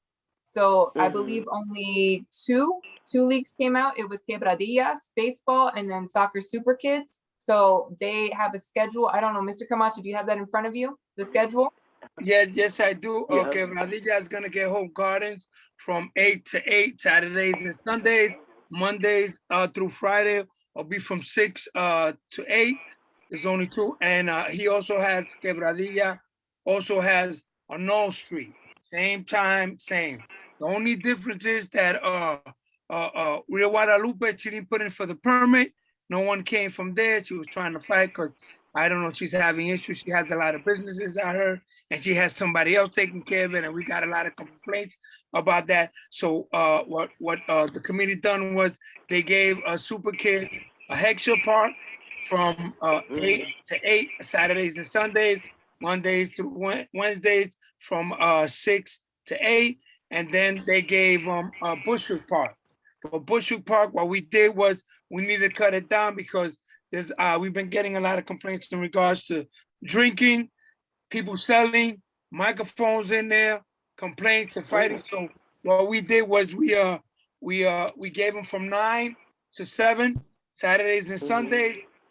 After that is closed, and then Monday through Tuesday from 6 to 8. And those were the 2 leads that we had that only applied from Bushwick to the parks in Bushwick. Also, I had gotten a call from Patrol Borough North, they doing a football flag lead, and they wanted some time. I said that I would see what we can do to help our kids. The A3 going to have a flag football league for our kids, but they want a place to practice. So, all our parks are not practicing, but there's some of the parks that I can speak to some of the people that have the permits and talk to them and tell them that if they're not gonna have any games, that they could use them to practice on a regular whatever, that let us know, and then we'll use the time for the kids to use to practice for the flag football league. So I told Officer Lopez that I'll find out what we can do to help these kids, the kids that are gonna be 13 to 12 play football, get them out the street in the winter time and make sure that there's somewhere safe to play. Mr. Camacho, not just football, but boxing. Oh, yes. We're trying to work. We're trying to work with Julia Salazar to see if we can get 422 Central to do a clinic in regards to the kids learning the techniques in fighting, boxing. Yeah, show the kids a little. We're trying to see what we can do. It's a little rough to do with boxing because a lot of people want it, a lot of people know. But just self-defense to protect a movement, shadow movement. The basic jump rope to keep themselves in shape to make sure that the kids are very well toned. And sometimes all they want to do is play in the games and sit all day in their house. Maybe they can come out, they see that there's something new, learn how to shadow box, throw a punch, defend themselves, a little self-defense, doesn't hurt anybody. There will be no sparring or anything like that because there's no liability insurance because you got to sign waivers and people getting hurt or something like that. So just a clinic in regards to teaching them kids how to do lateral movement and fighting. If anyone knows what boxing is all about. So that's basically it. Thank you. Thank you, Raymond. Thank you. And just to summarize the other concerns that were expressed during the meeting, there have been some issues in our parks. I know Bushwick Playground, there were concerns about drinking in the park, illegal vending in the park. There's also a shooting near the park or within the park. And then of course, there were leagues that were giving out their permit to adult leagues after the kids were playing. So we were addressing those issues with the Parks Department. It's still being monitored to make sure that everyone is doing right. We did hear from one of the leagues that was saying they were having issues with the folks in the park that are bringing trouble. So we'll be working a combination with Parks Enforcement Patrol and then of course the 83rd Precinct. In addition to that, Green Central Knoll Park, there have been issues with all the dogs on the field. The field is not for dogs. There is no dog run at Green Central Knoll. Children have been jumped on while playing games. I don't know if anyone has been bitten by a dog, but I know that the dogs have started to create a dangerous environment for the children. We've emailed both the council member's office and the borough commissioner from the Parks Department. All of this is caused because of a design flaw. When they renovated the park, they left the field open. And so now everyone can use it whenever they want, even though it's permitted out for the kids to use. So we don't want any children getting hurt and pet waste. Yeah. We want them to be safe. And so we will be following up on that. In addition, everything else with the committee that we discussed was largely related to the ongoing sanitation issues in the neighborhood. We know there's illegal dumping. We know there's garbage everywhere. We know no one's moving their car for alternate side parking. So the committee will be having a larger discussion about that. Anyone that has any issue that falls under this committee, I highly encourage you to come to the meeting. And hold on. All right. Any other questions about this committee's report? Otherwise, we will move on to economic development plus permits and licenses. Melissa? Thank you, Celeste. Good evening, everyone. Apologies for not being on video this evening. I'm not feeling too well. The committee met on Tuesday, August 31st. We had, it was our first meeting in person. We had a couple of folks join us virtually, Mr. Camacho and other participants who were coming in for their liquor license application review. The first agenda item, we had Cocktail Magic at 17 Wyckoff Avenue, requesting a full liquor license. I'm going to be brief. You can all look at my report, but I'm just going to cover the basics. It's a bar and lounge providing live entertainment to guests that will open in March of 2022. This is a pre-existing theater business that's located on Troutman. You might have seen their signs for like burlesque, live entertainment, but they want to offer a different kind of setup for their guests to enjoy a cocktail, have some live entertainment, but be more laid back. Their intended operating hours are 7 days a week. From Monday through Wednesday, 5 p.m. to 2 a.m., Thursday through Saturday from 5 p.m. to 4 a.m., and Sundays from 5 p.m. To 12 a.m. And the establishment is in compliance with no selling of alcohol after 12 a.m. on Sundays. I will say that this applicant came to us with a very impressive portfolio, just providing us with a lot of information on their history, who they are, and what they look forward to doing and contributing to the community. They hope to connect with the Arts and Culture Committee, and also will post any upcoming jobs with the job board that Desmond and folks on the economic development side have been working on. Second, we had Anthony Makes with WMP, located at 430 Troutman and 428 Troutman Street, which is one of the most interesting, I would say, layouts for a business. The front would be a coffee shop and the back is more of an entertainment area. They returned to the committee to follow up and gain clarity on the recommendation that we made back in May of 2021. They returned to us with some proof of doing some outreach with local nonprofits and are hoping to throw an annual benefit show with Bushwick Star. So that's in the works, and they are hoping to do that going forward. So really excited about that. And the hours are approved as stated in the previous meeting. No changes are being made as per the committee's recommendation, and it stands. I do want to say that they have confirmed now that they are in total compliance with no selling of alcohol after 12 a.m. on Sundays, which, as you all know, is our stipulation in CB4. And I just want to make this like one small note that we don't make any like special treatment for anyone. This is something that we want to keep in uniform, and Celeste and I and others have talked about creating a stipulation sheet just to provide to the establishments before they come forward to our committee, because it's really important for us to take into consideration residential areas, places that will be directly affected with places being open and serving alcohol, mainly serving alcohol after 12 a.m. on Sundays. So just want to say that. So they felt really good after returning to us and understanding that this does not mean that you have to close at 12 a.m. It just means that you have to stop selling alcohol at 12 a.m. And we had Money Cat at 544 Wilson Avenue, looking for a wine and beer license. It's a family-owned Vietnamese restaurant. Christopher, the owner, owns Father Knows Best, which is a nice cafe slash, I actually tried it last week, delicious food. And they're looking to open up and add beer and wine to increase revenue. Their intended operating hours are 7 days a week, Monday through Sunday, 12 p.m. to 12 a.m. And they updated their application. I checked on our resources and folder to reflect the fact that they will be adding lunch to their menu going forward.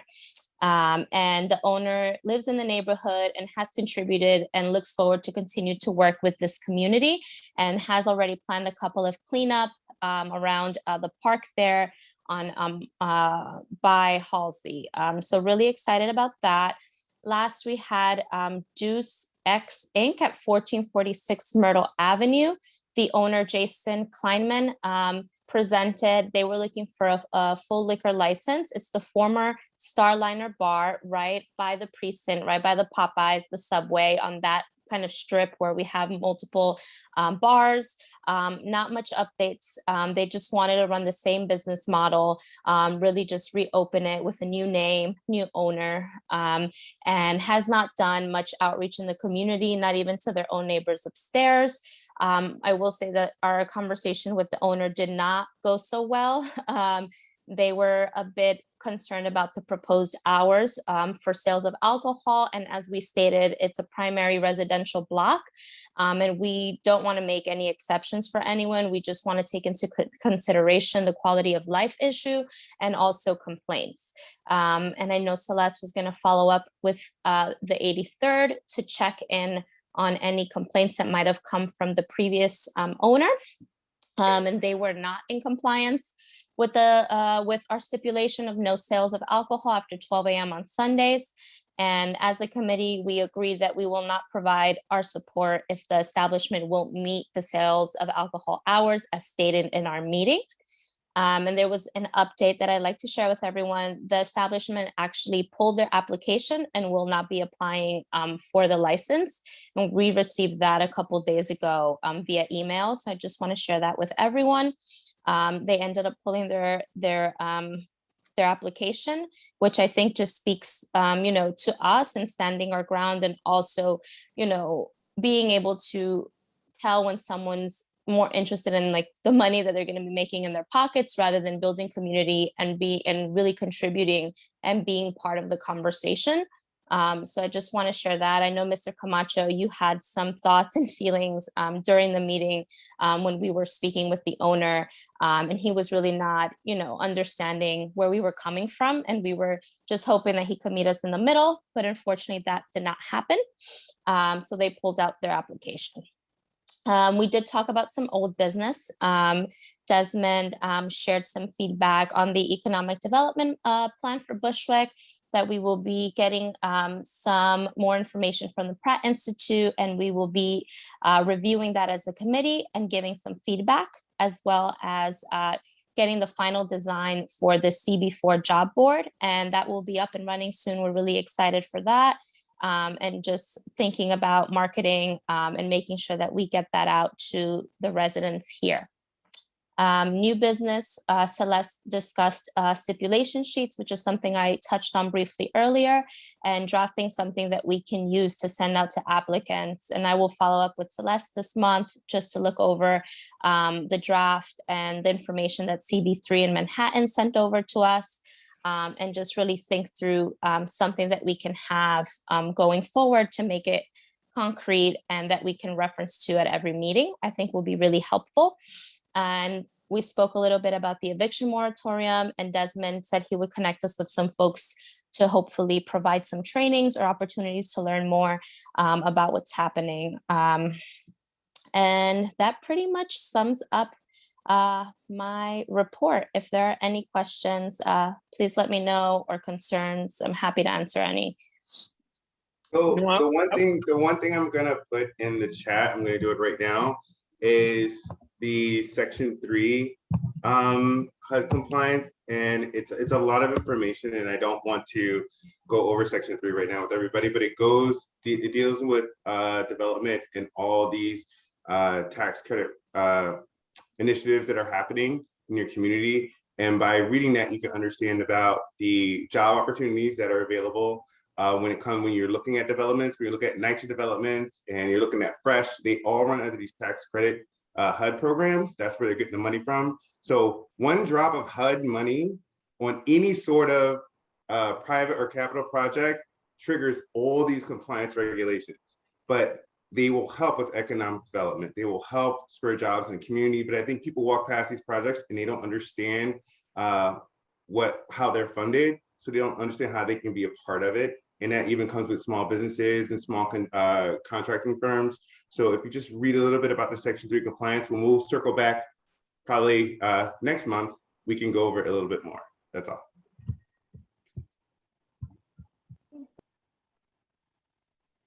Thank you both. If there are no other questions, we'll move on to the arts and culture. I just want to thank Melissa and Desmond for their hard work and coming out at their own summertime and addressing this and to say that a team, it really works.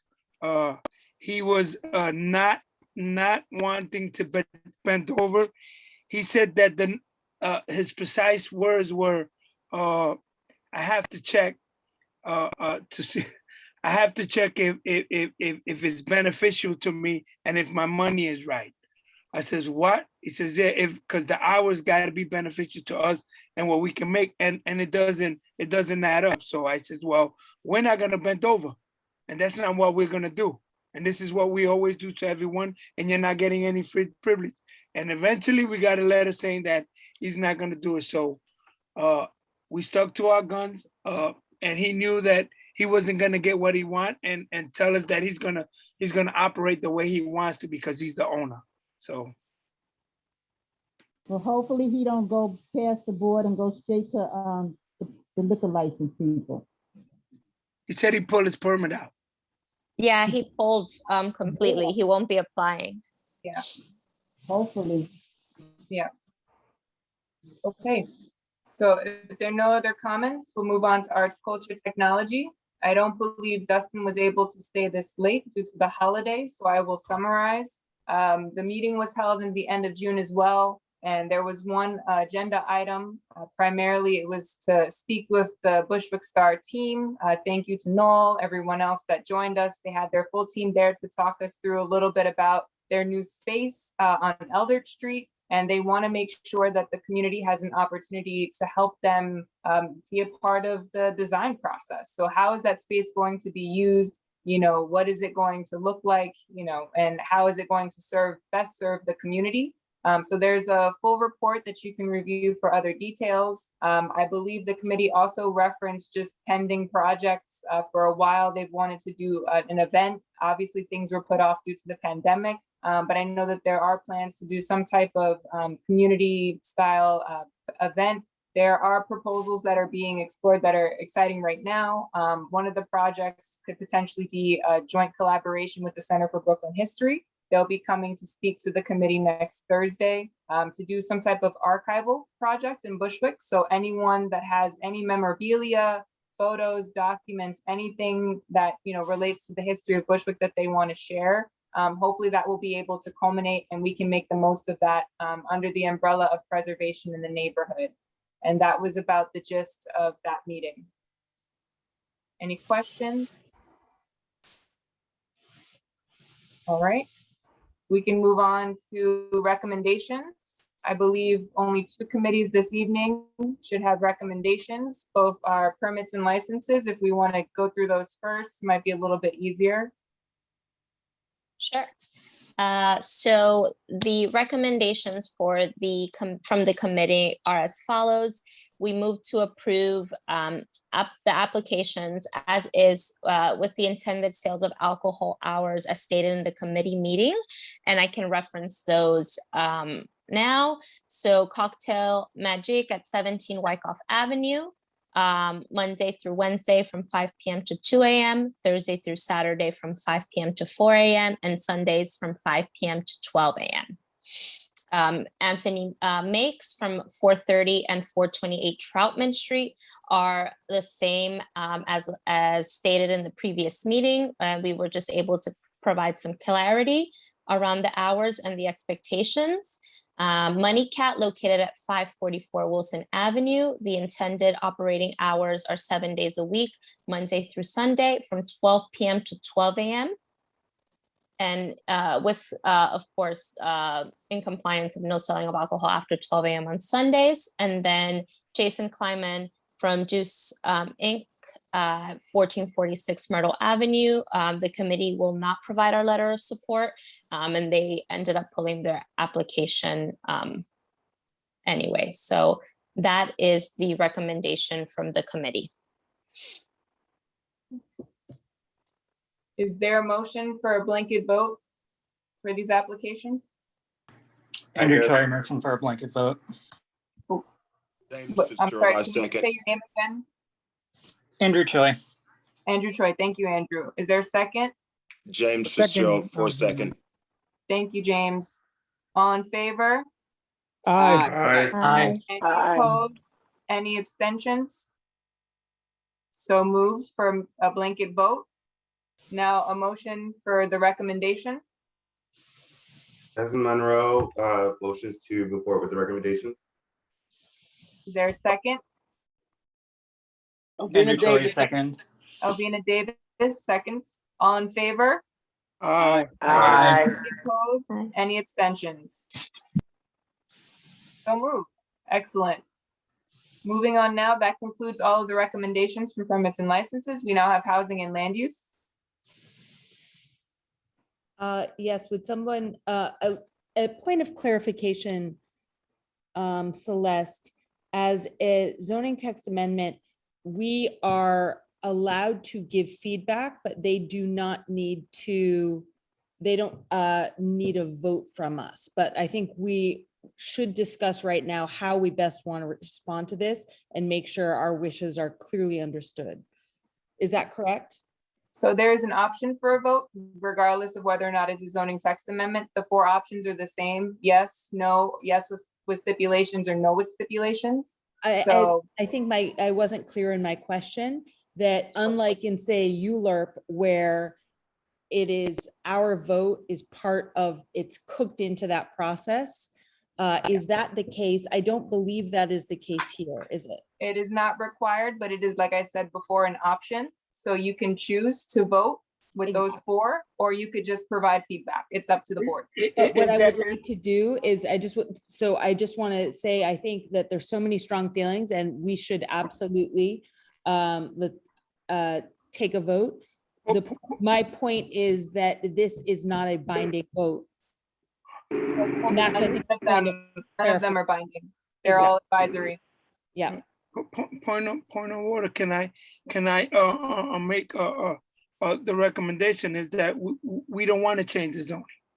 We're not catering to changing, allowing them to change the zoning in regards to that text amendment. So I make a vote that, and all the boards are making.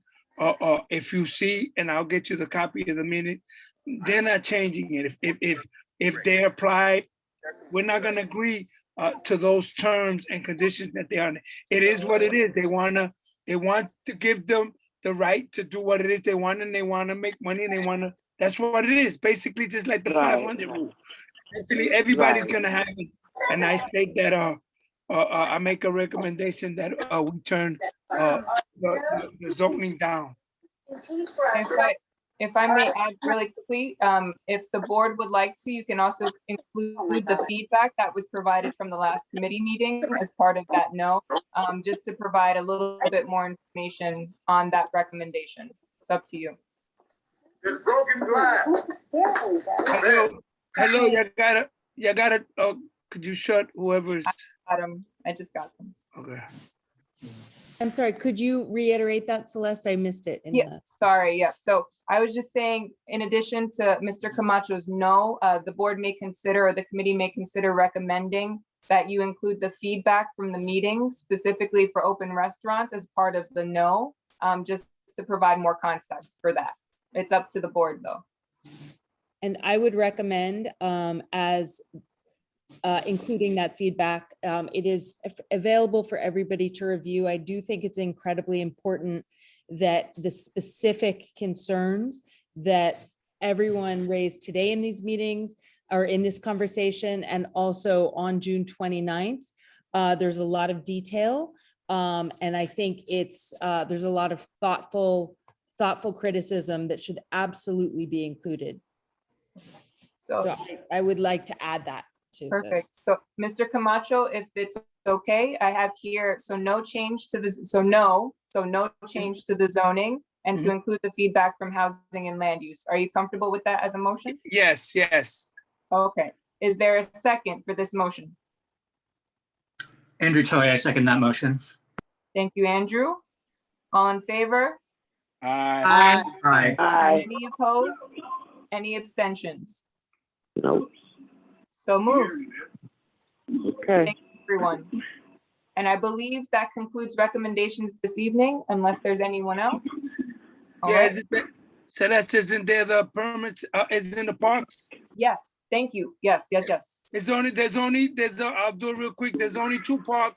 It's Quebradilla, Saturdays and Sundays from 8 to 8 on Hope Park, Monday through Friday from 6 to 8. But remember, the schools are going to use it earlier, and then he's going to get Knoll Street from 8 to 8, Saturdays and Sundays, Monday through Friday from 6 to 8.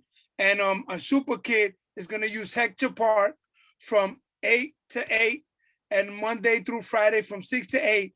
And then Bushwick Park is gonna be 9 a.m. to 7 p.m., Saturdays and Sundays, and Monday, Tuesday, Wednesday, Thursday, Friday from 6 to 8. And the schools will use the park during the time when they're not using it, so they won't have those permits. And that's it. Is there a motion for this recommendation from the Parks Committee? I make a motion, Barbara Smith. Thank you, Barbara. A second? I second Raul Rubio. Thank you. All in favor? Aye. Aye. Any opposed? Any abstentions? So moved. All right. I believe that's all of our recommendations for this evening. Going once, going twice. We will now move on to old business. Is there any old business? Going once, going twice. New business? We have Sandy Nunde. Is there a possibility we can have her speak for a little while since January? She's gonna come in if possible, if the board allow her to speak. I think she's on. I'm not too sure. I think I saw her put message on it. So She just had to leave. oh, she did. Because I saw. Yeah, she just jumped out. Oh, she just had to leave. All right, that's okay then. Thank you. Sammy, did you have anything? 8:45. Did you call me, Celeste? Yeah, I saw your hand is raised, so, but it may just be from something else. No, yeah, for now. Oh. Super quick, and I don't know if this is the right moment to bring it up, but whether to see if for the next transportation committee, an agenda item can be made to review the request for a stop sign on some sort of light or any measures to prevent accidents in the intersection of Evergreen and Bleecker, where there has been several car accidents last week, including one where that included children. So Martha Brown and I will be working on a petition with neighbors, but hopefully can be finished by the next meeting to get some guidance from the committee. Sammy, what happened? Well, there is not a stop sign in the Evergreen intersection by Sunset Sunrise Cafe, and cars continue. Bleecker is a, like a highway, so cars are continue to and bikers, and it's a very dangerous intersection. And mind you that this is just one block from PS 75, so it's still a school area. So Minahan and Evergreen and those streets have the school safety measures, but one block away, which is Bleecker, does not. And this car started giving like rounds, and children were bleeding from the nose, and they were saved by a miracle. So all the neighbors, over 40 neighbors came out, and everyone heard the noise, and really they're all aware or in agreement that something needs to be done in that intersection. Something needs to be done. Yes. Good. So absolutely, I will speak to Luisa about this. Typically, these types of requests do go through the board's office, and we can follow up directly with DOT. But if anyone ever wants extra support from one of the board's committees, just feel free to reach out to me, and I will make sure to connect you to the leadership for that committee, and then get you on the schedule for the next meeting. Okay. Okay. All right. Good. Any other Thank business? you, Sammy. Thank you, Sammy. Thanks. Hearing no other new business, we'll move on now to announcements, a minute and a half. If folks can please raise their hands if they have an announcement, it'll make things a lot easier. I do not have the same list that I usually have. I'll give you a few more minutes or a few more seconds really to raise your hands. Any announcements? Going once, going twice. All right, no announcements this evening. All right, hold on. Okay, go ahead, Ramon. Go ahead. Good evening, everyone. This is Ramon from State Senator Salazar's office again. We recently have just promoted from within our office our new chief of staff, and so I put Ms. Isabel and Reyes's personal cell phone, which she wanted me to convey to you all. There in the chat, and I'm happy to say it verbally. 908 to those listening on the line. The number is 908-370-8790. And her government side email address. I'll say it to those who are listening on the phone. A as in Apple, N as in Nancy, R as in Robert, E as in Edward, U as in under, S as in Sam, at nysenate.gov. So she actually is, we are accountable to her. She is the chief of staff. And, we have really high standards. So if it should happen to be the case that an elderly person and from the community should reach out to our office, and there's maybe an intern who maybe is not trained properly to deal with elderly people, we'd love to hear about that. We'd love to hold everyone accountable because that's what our job is as representatives of the community. So, please reach out to our chief of staff. Her information is right there. Thank you so much. Say her name again. Ms. Barbara? Yeah, say her name again.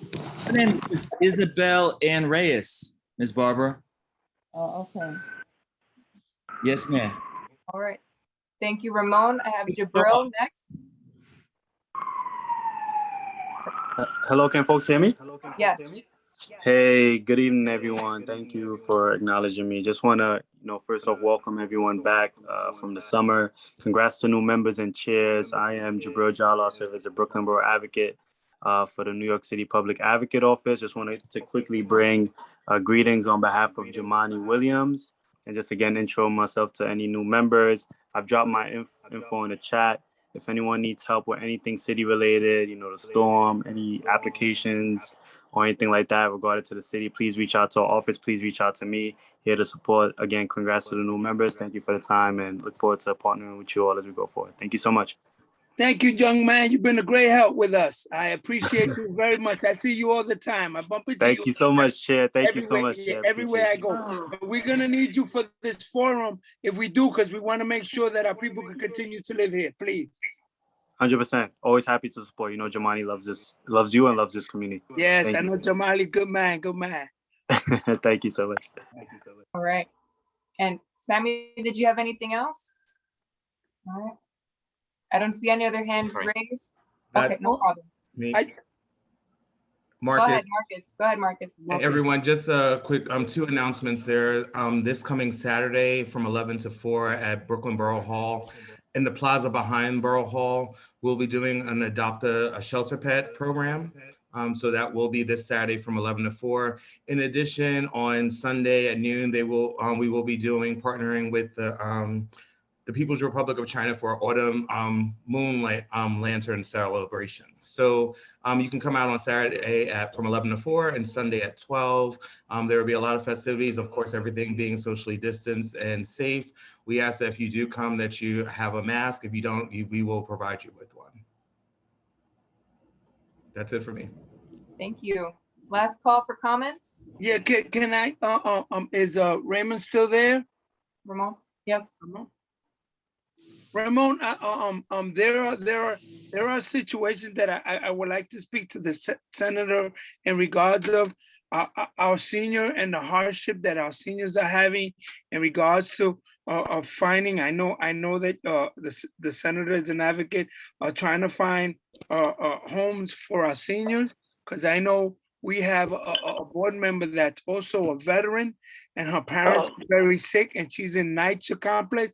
And we want to see if we can transfer her to a senior building, her and her father here. They were raised and born. I know them very well. They've been here in Bushwick all their lives, and it's sad to see my seniors go away to places that they're not happy and being. And we want to make sure we bring them back home. Is there any way that we can work with the senator and see if we can work something out where we can bring them our seniors back home? Because I'm seeing too much of that's going on. That our seniors are going into shelters because they don't want to go into the buildings are taking away from them.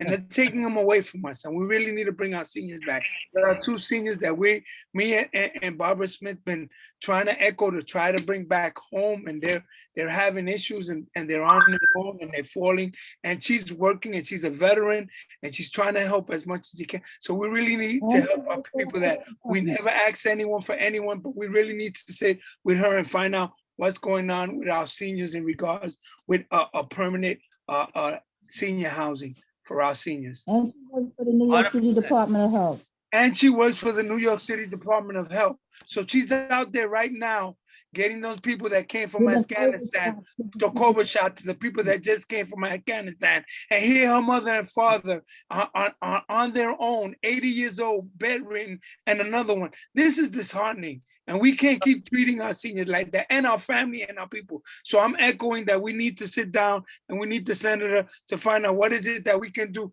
to make sure our people are not, all the elected officials that are on there. I'm gonna echo for my seniors and for my people that live here. It's kind of hard and breaks my heart to see that our board members and our families are getting pushed out, and it's hard for them and they're working. We know we all have, but we all gotta look out for each other and help out each other. And we gotta force and help our seniors, most of all the vulnerables. And we really need to do it now, because it breaks my heart to see all our seniors being treated that way when they shouldn't. The remaining of their lives, they should be comfortable and where they live. So if God wants to take them to heaven, at least they're comfortable and living.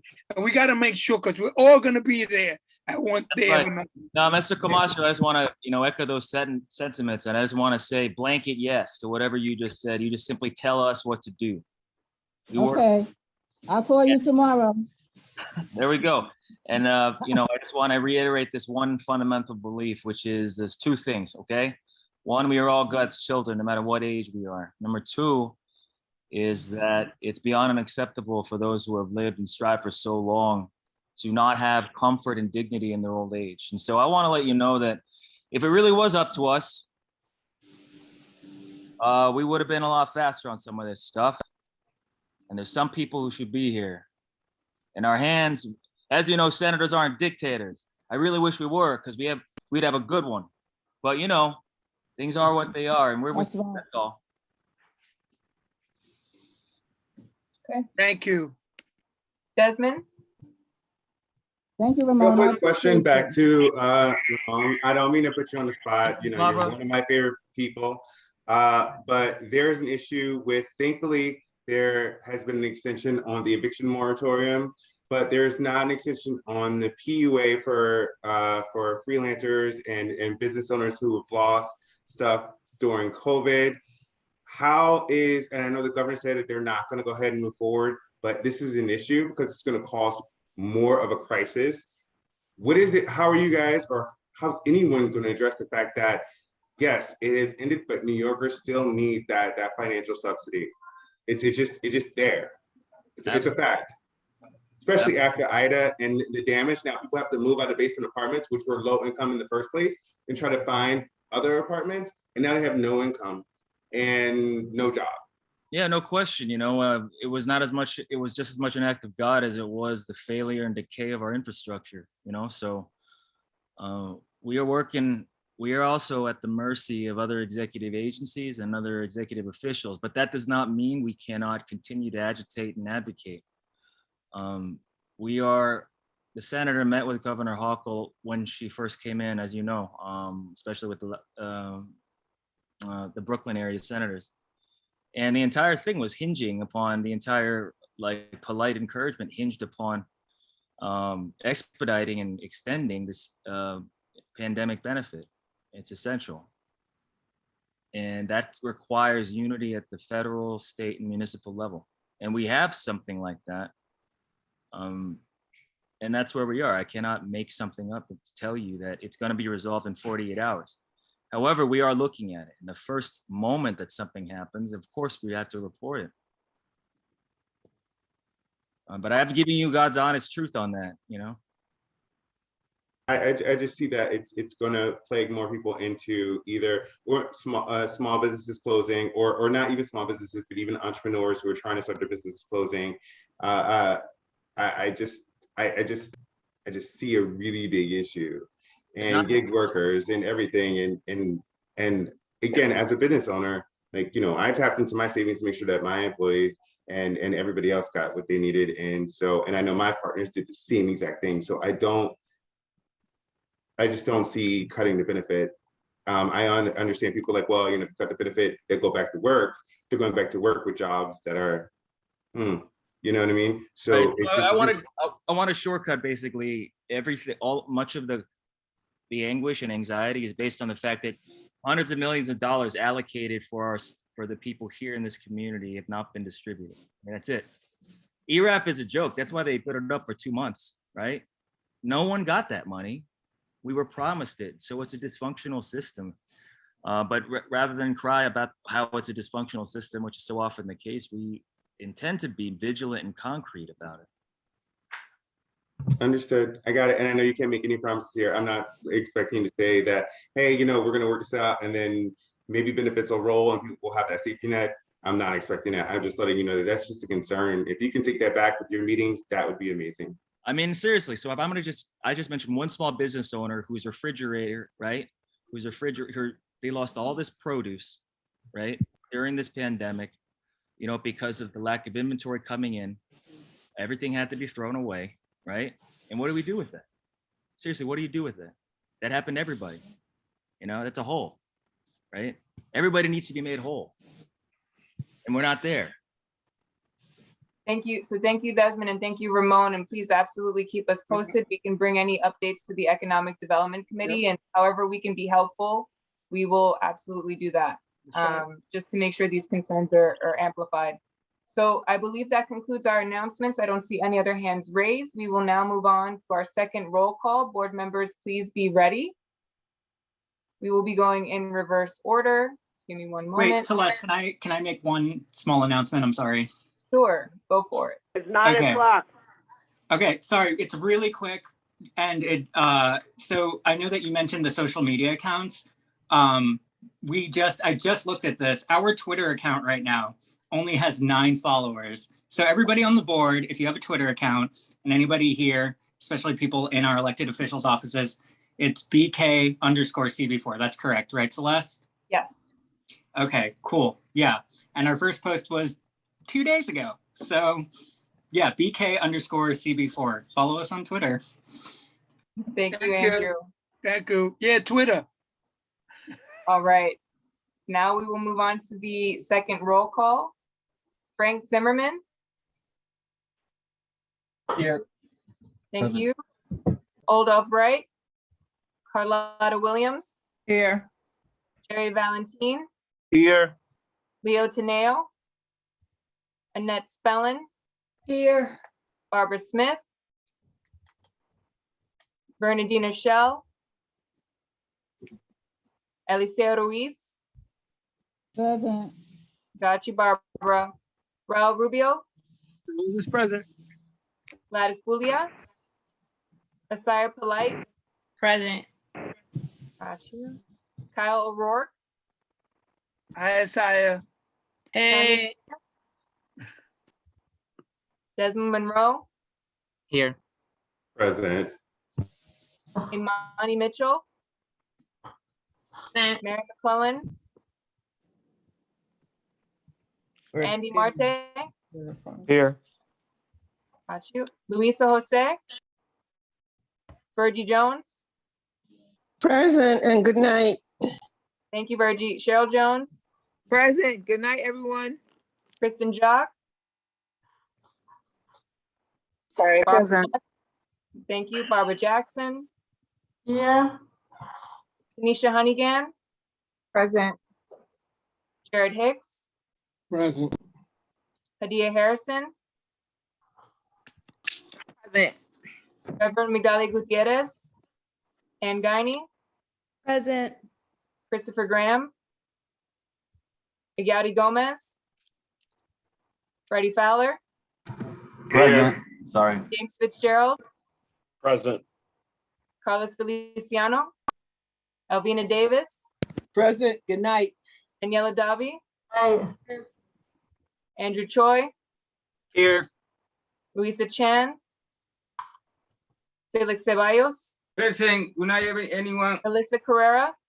Here, good night, everyone. Gardier Caphart. Present. Robert Camacho. Well, I'm the last one present. Raul Brown. Present. Martha Brown. Present and good night. Joshua Brown. Joanna Bennett. Present. Reverend Grace Aikes. Can I have a motion to adjourn? Make a motion that we join the meeting at 9:05. Barbara Jackson, motion second from a board member, anyone? I I second Melissa second the Carrera. motion that we adjourn. Barbara Martha Smith. Brown, whoever. Favor? Night, everyone. Any opposed, Aye. any abstentions? Have a good night. 9:05. Good night. Good night. Appreciate you. Good God bless. night.